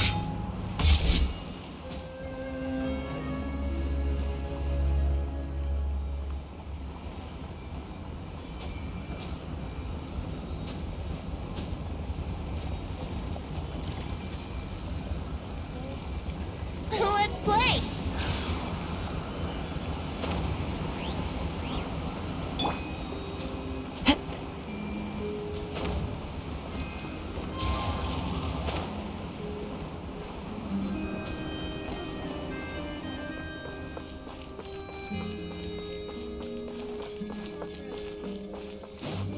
Time to go.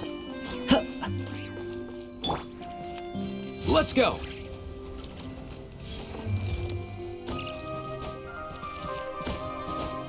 Yeah. Yeah. Mind the wind. Yeah.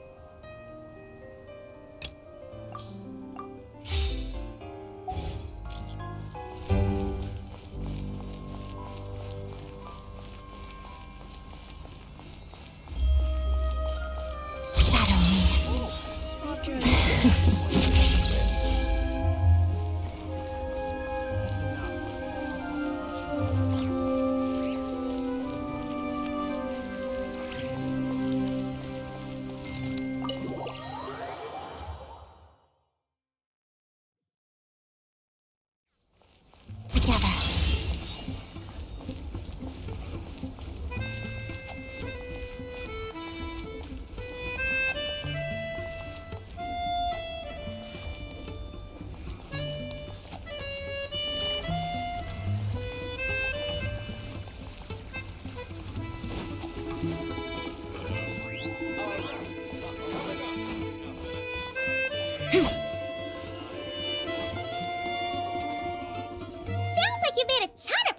Today. It's good that everything's going so smoothly. Next step is to head back to the theater and get a clear answer from Odette. Either way, Paimon doesn't get the sense that she's a bad person. Sure, she might have done some pretty extreme things, but Paimon bets she has her reasons. Maybe this is going too far, but with everything she's managed to do so far, wouldn't it make more sense in theory to be even more, heavy-handed? Why leave a letter when she could, well, we know there are plenty of other ways to keep people in line, right? The point is, she could have gone further, but she didn't. So, if it is her, she's got some principles at least. Yeah! Well, all you can do is follow the facts wherever they lead. No change, really. But that thing Paimon told you about yesterday? Paimon feels like she can sense it more clearly now. Oh. Hearing you talk about your day makes Paimon itch for an adventure. If only she could be there with you so we could experience it all together. Yeah, I wish you could be there too. I'm not used to adventuring alone. But Guess it's just one of those things. Never mind. Paimon will behave herself and keep resting.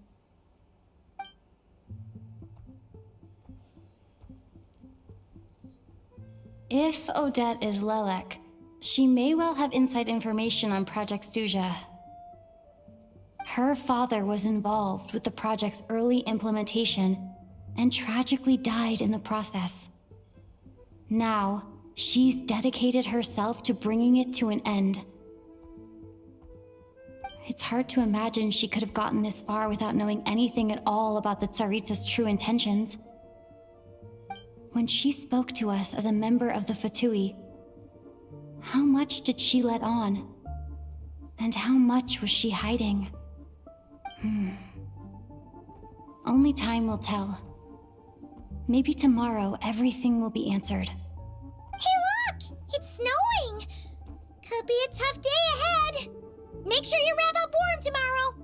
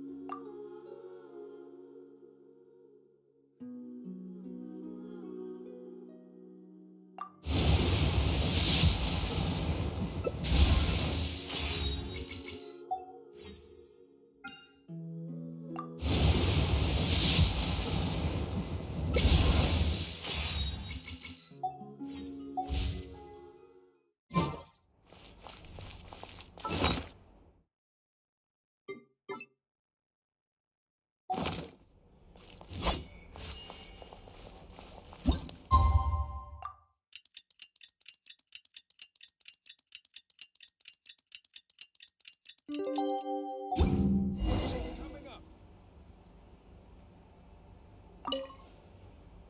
back!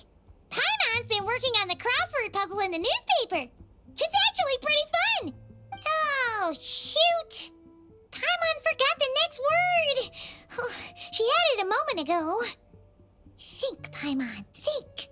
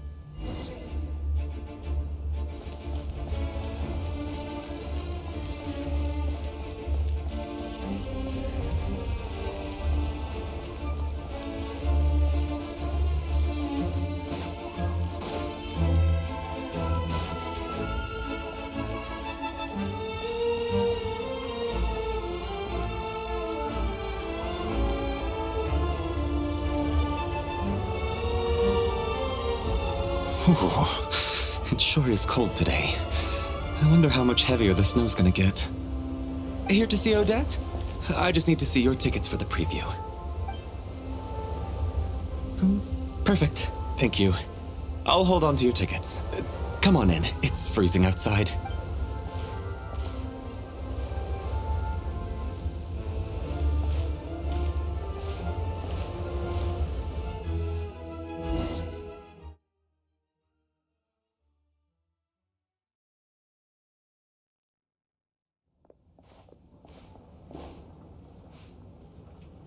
I think I'll leave the Lelek question until after the show's over.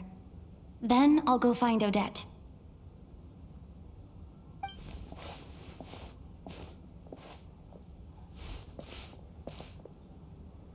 Child said he was originally going to come with Tonya, so I'm guessing Tonya's already here somewhere. Is there anyone here who looks like a Tonya? Let's see. It's a small audience. Makes sense for a preview. But wait, I do see some familiar faces. Mr. Chuganov's back again by the looks of it. Oh, and is that Mitya? And that Fatui officer, Valeri. Guess he must be playing cat and mouse with Mitya again. Oh no, it looks like the show's starting, and I still haven't found Tonya. Never mind. I'll just have to take a seat for now and see if I can catch her afterwards.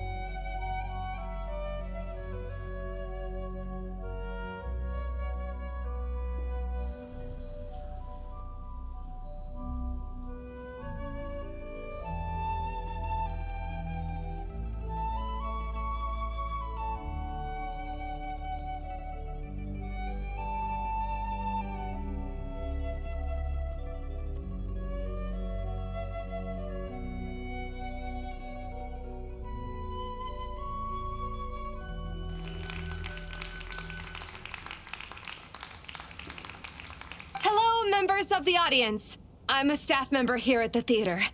Today's performance was a very special one for us, as it marks the first attempt in a long time to revive the classic Snezhnayan ballet, Spirit Seeker. To commemorate this occasion, we would love to take a group photo of the cast, crew, and audience members present today. Could I kindly ask the audience to please come up onto the stage?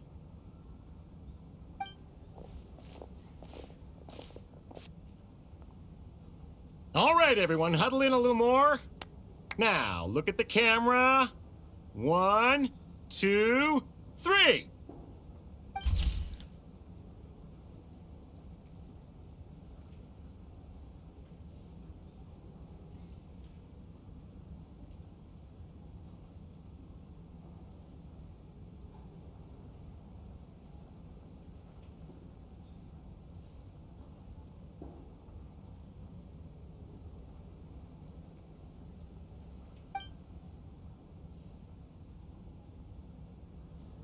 Are you quite satisfied, Mr. Energy Scientist? I rather hope you don't have any other escape plans to add to my workload today. What are you talking about, Sarge? This was simply my way of inviting you to watch Miss Odette's new show with me. And wasn't the performance spectacular? In the future, I heartily encourage you to take a leaf out of my book. Find some soul-nourishing pastimes to enrich your time outside of work. It was indeed a fine performance, but I must correct you on one point. This is not time outside of work. These are working hours. Working hours and non-working hours are just a social construct. Human technology can never advance if we're too rigid in our thinking, Sarge. May we leave now? Already? I mean, I was kinda hoping to soak up the atmosphere for a little longer, but... No. Okay, guess I'm pushing my luck. Didn't seem like too much to ask, but fair enough.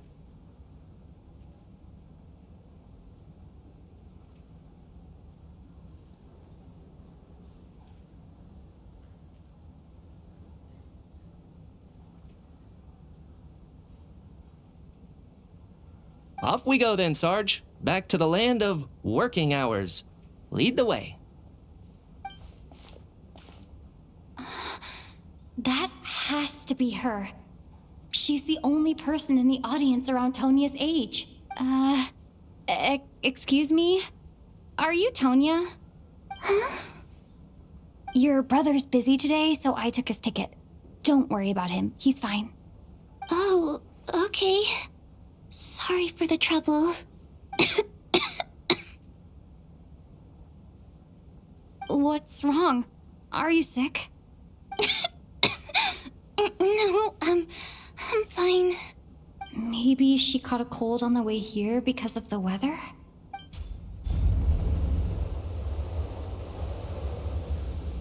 I haven't seen snow like this in a long, long time. It's most unusual. I know. It's completely white out there. You can barely see a thing.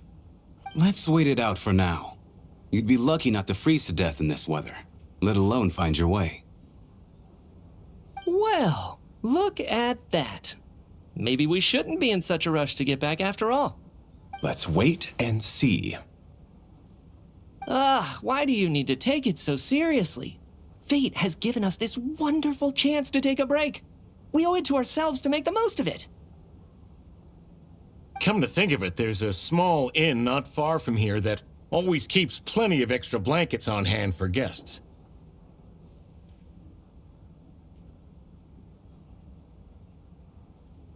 I know the route well. Shall I head over and borrow a few blankets? That way, anyone in a hurry can wrap up warm for the journey back. Just remember to return them next time you're over this way.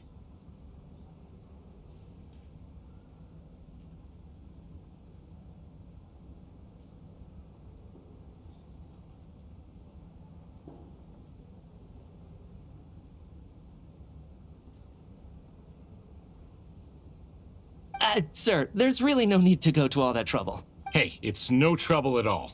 Wait here, I'll be right back.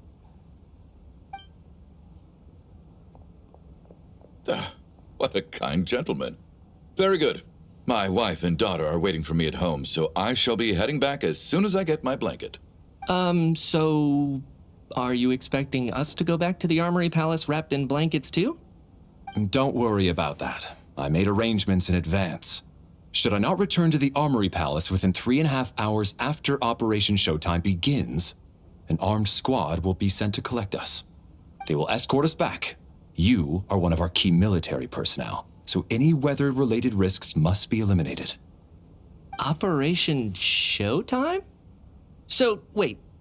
Every single time you drag me back to work when I sneak out, it's a whole official operation? I gotta say, you've really turned this into quite a moral dilemma for me. It's snowing pretty hard out there. I think you should stay here for now. You seem a little under the weather. Sure. My brother might come pick me up in a bit anyway. Time to get to work. I should head backstage and find Odette. I need to look her in the eye and ask her about Lelek.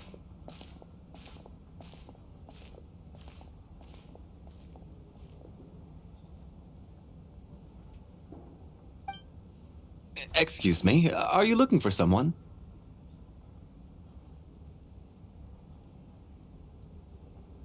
Ah, a fan, I'm guessing? Today is just a dress rehearsal, so Miss Odette won't be meeting with fans.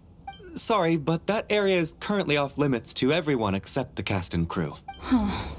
Bad timing, I guess. Well, I might as well stick around. I doubt Odette will be leaving before the snow lets up in any case.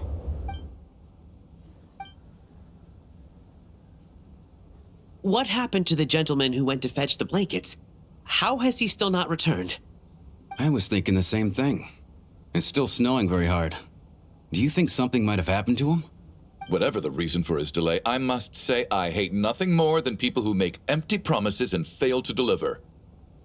Well, I have to treat my employees like that on occasion, but that's different.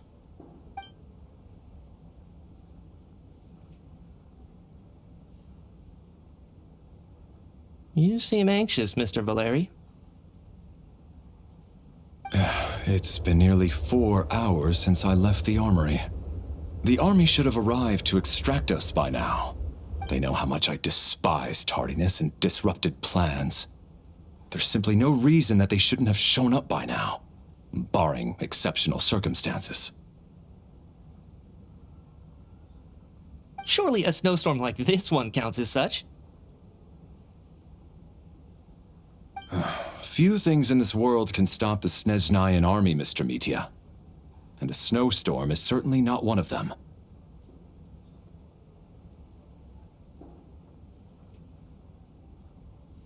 Why don't you go out and take a look? They might be right outside, waiting for your orders before they dare. An absurd hypothesis. I have no intention of leaving your side for even a moment until I have escorted you back to the Armory Palace. This doesn't look like an ordinary snowstorm to me. That guy who left earlier. It looked like he just vanished into thin air. Either that, or my eyes were playing tricks on me. A man-eating snowstorm? Come on. Night hasn't even fallen yet. Spare us the ghost stories.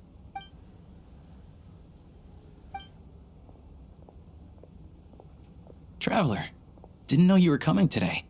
How come you didn't say anything? What is it? Something the matter?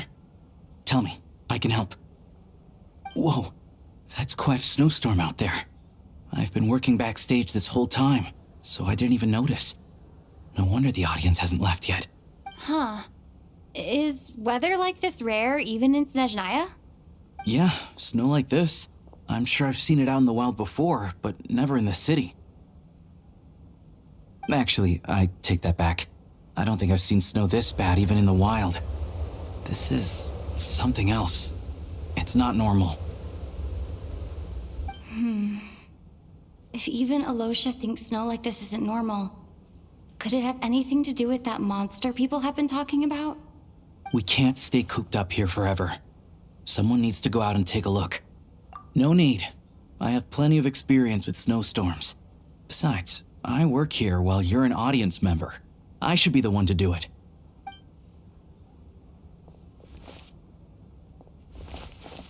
Everyone by the door. Careful not to let the snow soak into your shoes. In a snowstorm, you gotta look after your toes above all else. Heading out, my man? Be careful. I've been told the snowstorm eats people alive. Thanks for the advice. I am planning to be careful. I just want to take a quick look at the situation out there.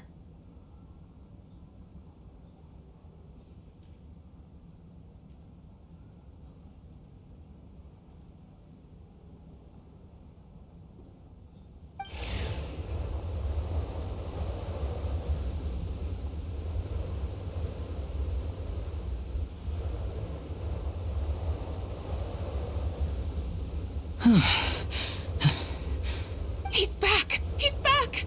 How was it? What's going on out there? Did you see any soldiers patrolling the area? Something about this storm isn't right. There's no one out there. I didn't see a single soul. And something in the air gives me the creeps. This isn't your average snowstorm.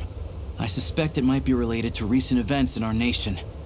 I strongly advise everyone to stay here until the snow dies down. Are you serious? So all of us are trapped here now? That sounds a little far-fetched to me. You want to go outside and see? I, for one, am not risking my neck in that weather. This just turned from a minor delay into a major hassle. We can only hope that our friend who went to fetch the blankets just ditched us and went home. Is it really that bad? But my daughter, I won't be able to read her a bedtime story tonight. Huh? What are you all still doing here? Whoa! It's snowing hard! So now we're stuck here? Oh, this is terrible. Luckily, it was just a dress rehearsal today, so there aren't too many people here. On the bright side, the theater's always well stocked with supplies. If the snow still doesn't let up as we get into the evening, you can spend the night here, everyone. At least, I assume that's all right? Odette? Fine by me. This seems like a sensible backup plan under the circumstances. My thanks to the theater for being so accommodating. What are you staring outside and praying for, my man? You anxious to get home too? Oh, Your Majesty the Tsaritsa, I beg you, please do not let tonight's snowstorm stop. This is a golden opportunity to spend the night under the same roof as the 2 top stars in all of Snezhnaya. It's a once-in-a-lifetime experience. I think I've changed my mind. Sir, if you so much as look at us funny, you'll be seeing stars in a whole other way. Behave yourself, or you'll be begging for that blizzard. It's getting colder. We need to keep the indoor temperature up. Close the door and lock it tight. Let's head somewhere warmer.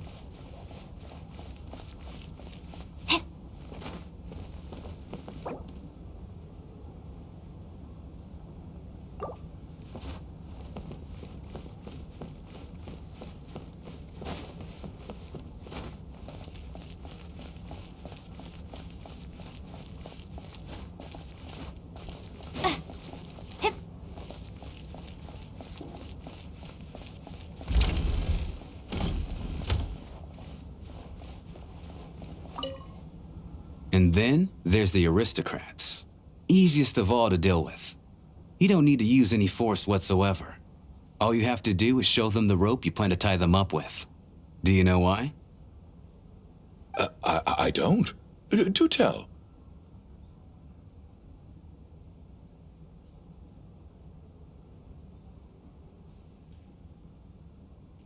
Because nothing horrifies them more than the thought of a cheap, coarse rope leaving creases on their precious million Mora coat. They'll do whatever you ask to avoid that fate. Unexpected, but funny nonetheless. Tell me another one. Well, look at that. I got myself a new listener. Hey there. Let me introduce myself. The name's Shram, and I'm a mercenary. The kind that gets paid to do odd jobs for rich folks. And I am Chuganov, an entrepreneur. If my name is unfamiliar to you, you will no doubt have heard of my factory, the renowned Iskra manufacturing plant. Are you really that famous, Mr. Chuganov? How come I've never heard your name before? Excuse me? Is that a joke? Or are you being serious? Oh, I'll have to ask my rope later. He's probably tied up more entrepreneurs than I've ever heard of.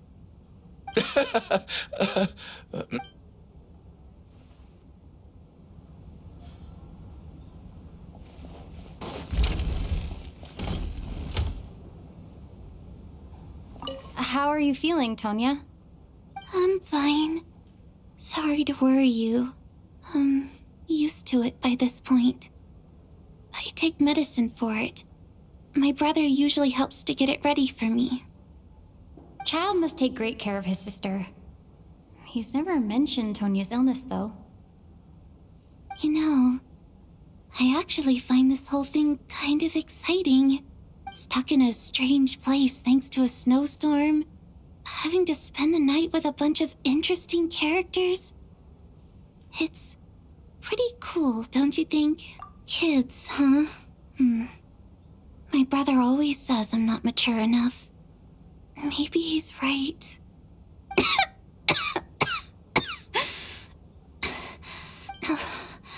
I'm fine, really. Just got a little overexcited. Look after yourself. Otherwise, your brother will come after me.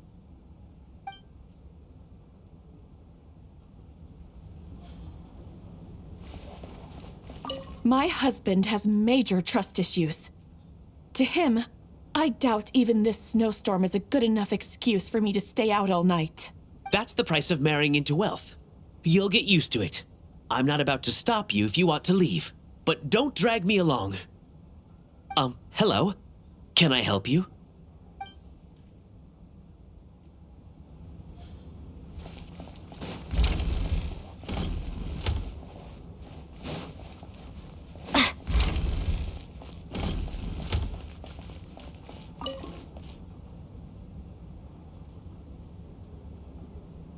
I don't think it's ever been this lively backstage before. I didn't know you were coming today.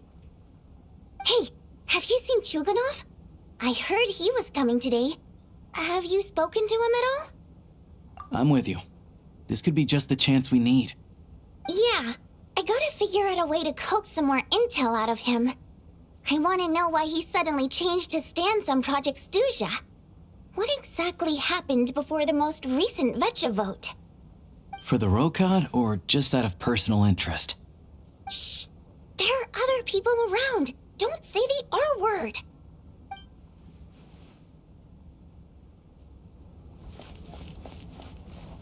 I have to say, even though today was a rehearsal and there were some hiccups along the way, Miss Odette's performance was one of the best I've ever seen. Even I couldn't agree more, especially considering the weight of the subject matter. It takes a truly seasoned professional to do justice to a theme like love and regret. Do you think we were coming on too strong? Odette's ignoring us again. What about you?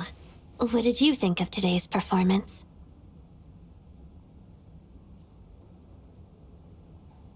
Really? That means it wasn't captivating enough to draw you in. I'll work harder to win you over next time. I'll make sure to save a ticket for you when the show's performance ready. This doesn't seem like the time or place to bring up the subject of Lelek.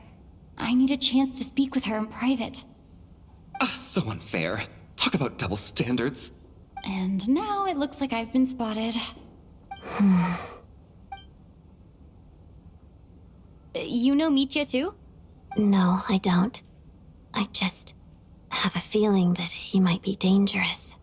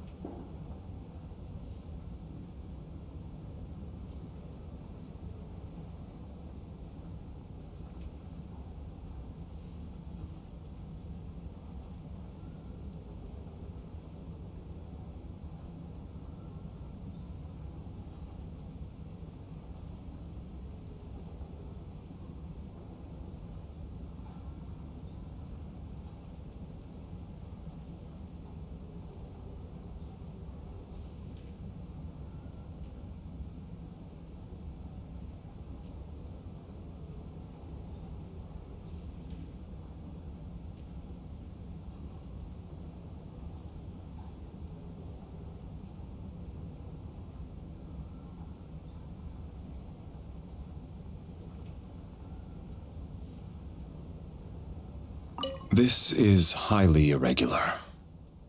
A delay of over an hour during an operation like this theoretically warrants a Harbinger-level response. I wonder what the issue is.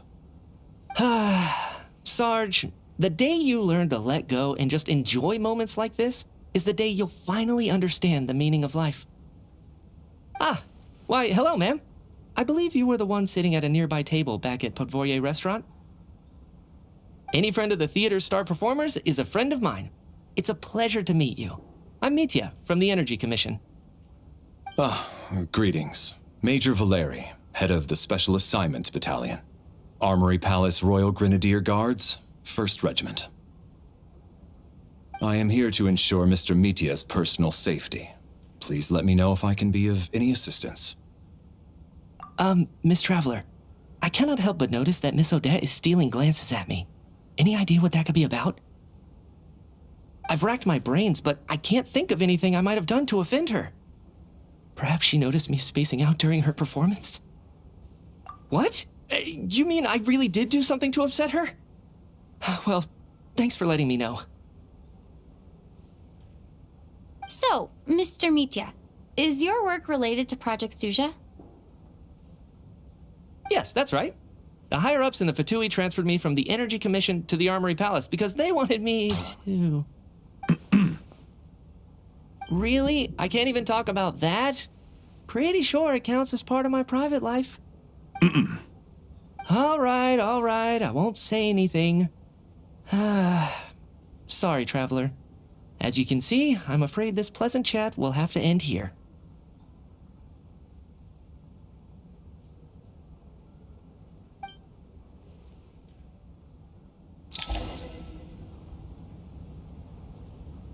How's it looking, Alosha? No change from this afternoon. Heavy snow with no sign of slowing down. May I have your attention, please? The storm is unlikely to stop tonight, and it'll be even more dangerous outside at night than it was during the day. We at the theater owe everyone here a duty of care. Therefore, we strongly suggest that you stay on site overnight and avoid going outside unless absolutely necessary. In a few short moments, we'll give you a tour of the theater's various quarters. You can choose to sleep in the VIP room, the office, or backstage. Or on the stage if you'd prefer. We will... I'll pass on sleeping on the stage. What if the snow is stopped by tomorrow morning? The early birds in the audience might think we're part of some experimental new show. A drama about sleeping? That could be fun. Maybe we could come up with a title for the production. What? Gotta admit, I didn't get that one. Anyone who doesn't wish to sleep on the stage, please follow me. I'll show you to the rooms.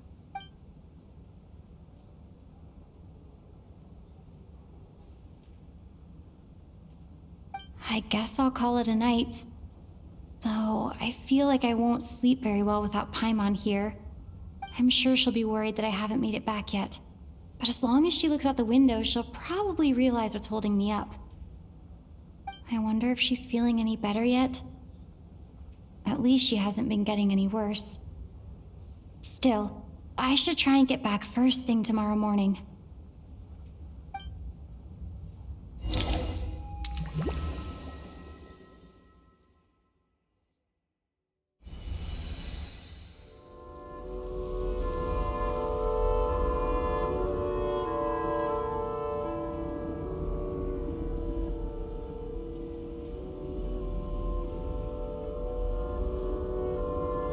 Finally! Welcome back to the world of the living, lazy bones. I was about to wake you. The black mist is almost on us. Still waking up, huh? You know, the black mist. It's been chasing us from below ever since we were born. You're just dozy. There's no way you've forgotten. Come on, let's keep heading up. Onwards and upwards is the only way to survive. Don't listen to a word those black mist cultists say. Here we go again. That endless march toward survival. What's going on? That black mist down there is creeping me out. And it's rising. Guess I should head upwards and get away from it. The Black Mist cultists believe that being swallowed by the Black Mist leads to everlasting peace. But if you ask me, they're just lying to themselves. We're the only heretics left, the only ones who refuse to give in. We have to keep going. But how do you actually know that they're wrong? Dangerous question there, Torgov. The moment your faith wavers, you start a chain reaction that ends in the collapse of your will. Put the question out of your mind. Stay strong and believe that the Black Mist means certain death. Okay, but it's not my mind that's the problem. I can't do this anymore. I've had enough of being forever on the run. What's the point of it all? All this will pass eventually, I promise. Keep fighting. It will be— You accuse the Black Mist cultists of being liars. But you're lying too. There is no end to this path. It keeps going up forever. There was never any hope to begin with. The cult of the Black Mist has poisoned your mind, Sobolova. Are you thinking of giving up as well? I am. I think I'll take my chances with the Black Mist over this perpetual torture. As much as I detest the Black Mist cultists, I'm just too weary. Then I bid you both farewell. Let me put my personal opinions aside for a moment and say, I hope that you both find peace within the Black Mist. Fate always appears so impossibly complicated, but at moments like this, its raw simplicity is laid bare. Their fate was sealed from the instant they entertained doubt. From then on, the outcome was both inevitable and irreversible. Let's go.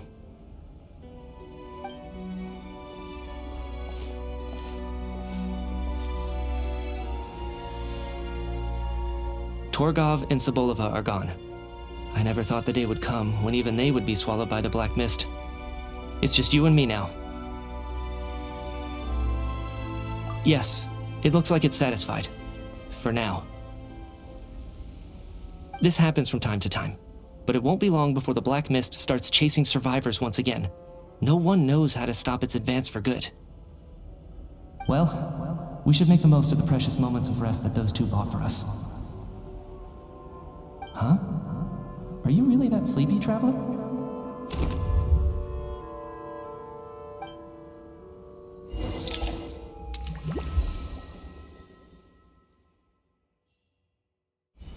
Help! Somebody, come quick! What is it, Chuganov? What's wrong? Is it morning already? What's all the commotion? Sounds like it's coming from next door. I should check and see what's going on.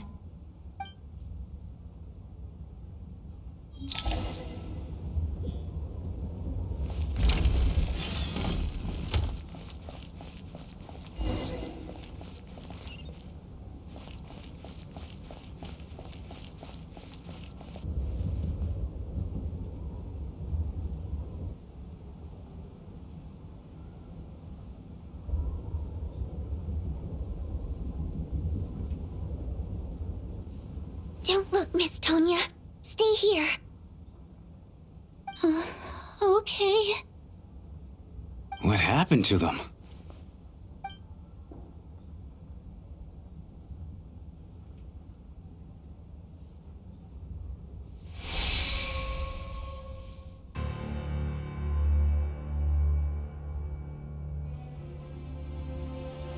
These two people have passed away. And the strange thing is that somehow I knew this was going to happen. I knew. Have I seen this moment before? Or did I have some kind of premonition? I can't remember what it was.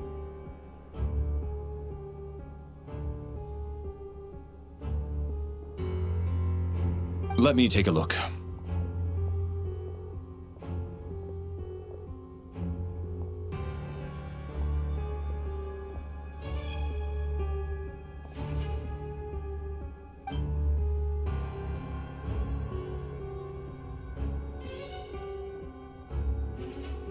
No vital signs in either of them.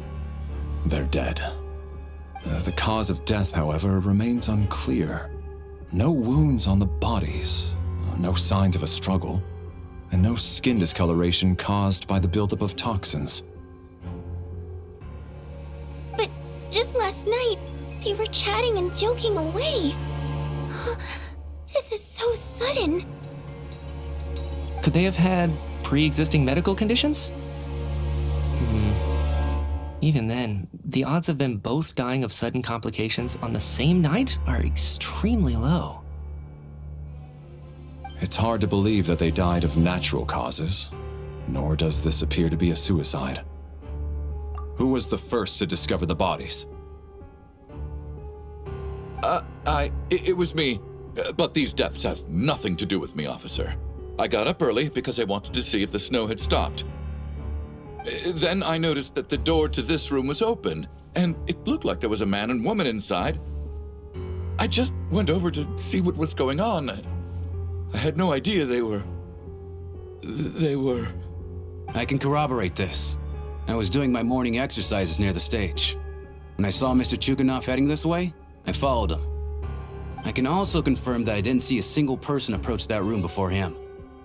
The snowstorm was raging all night, and it's still going now. There's no way someone could have come in from outside, correct? You mean an intruder? No, not possible. I slept by the door last night as a precaution. There's no way I wouldn't have noticed if anyone had tried to open it. Everyone, split into pairs and search the theater for anyone in hiding or any signs of suspicious activity. I'll follow up with a full search of my own shortly. Go. There is no time to waste.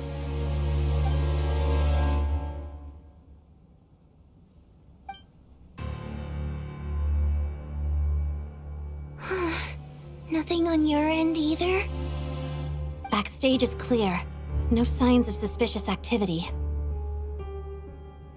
We checked the basement. Also clear.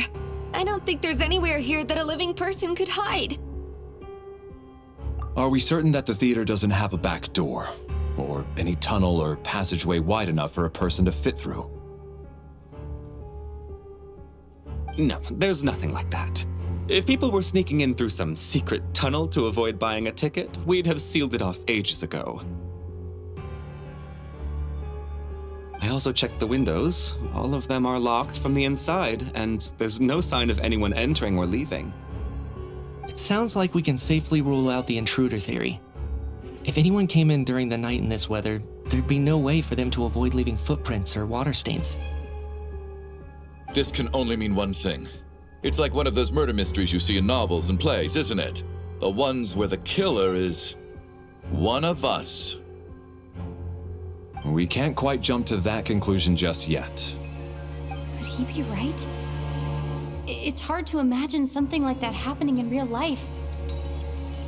Set in a theater during a snowstorm, a murder takes place and the killer is among us. It's such a classic trope that it seems unbelievable. Looking at who the killer targeted and the clean entry and exit, it all adds up. I know what this is. It's obvious now that I think about it. What is? What have you figured out?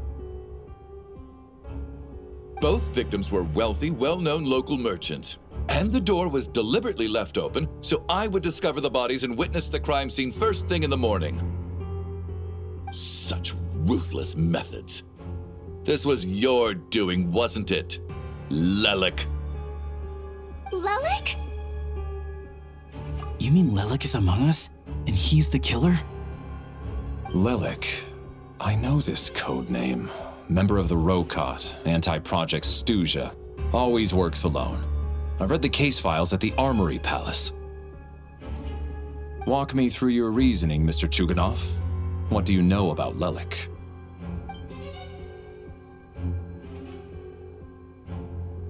What now, huh? What now, Lelik? What more do you want from me? I already voted against Project Stuja at the Snezhnograd Vecha. You snuck into my house the other day while I was asleep, left a threatening letter, and I did all that you asked. But Project Stuja cannot be so easily shaken. Not with the rooster in charge. So he really was threatened by Lelik. That makes sense. And now you're resorting to murder to threaten me. Isn't that right? I knew it. The Rokot despises the rich. The lives of the wealthy are but refuse in your eyes. Show yourself! Which one of you is Lelek, Tell me! I'll do whatever you want! Just stop playing these mind games! Was this really Lelek's doing? Would Odette really do something like this? If Odette really is Lelek, this seems out of character. But then again, how well do I really know her?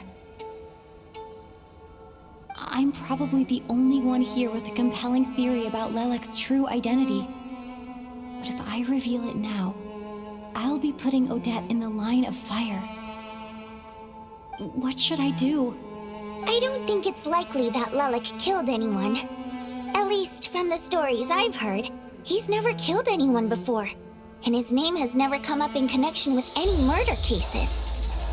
Besides, even if Lelek did want to threaten you, why resort to such an extreme and roundabout method? It's not his style at all. Vodianitsa doesn't know that Lelek might be Odette, but her assessment is pretty much identical to mine. Miss Vodianitsa, why do you suddenly feel the need to speak in Lelek's defense? Defense? Oh, no, it's just... I'm worried that we're jumping to conclusions here, so I wanted to share my point of view. Also, I don't think the Rokot is as bad as you're making it out to be. Well, if you think I'm so wrong, what's your theory then, Why don't you tell us who the killer is? The case is still evolving, Mr. Chuganov. Please do not prevent others from expressing their opinions so early on in the discussion. Even so, there's no denying that the recent threat received by Mr. Chuganov may well be an important clue. So there's still a good chance that Lelek is right here among us. I can't do this anymore. I don't care if it's still snowing outside. I have to get out of here. Whoa, take a beat. We all know it's far too dangerous out there. Even the soldiers couldn't get to us. Go out that door, and you might not live to tell the tale.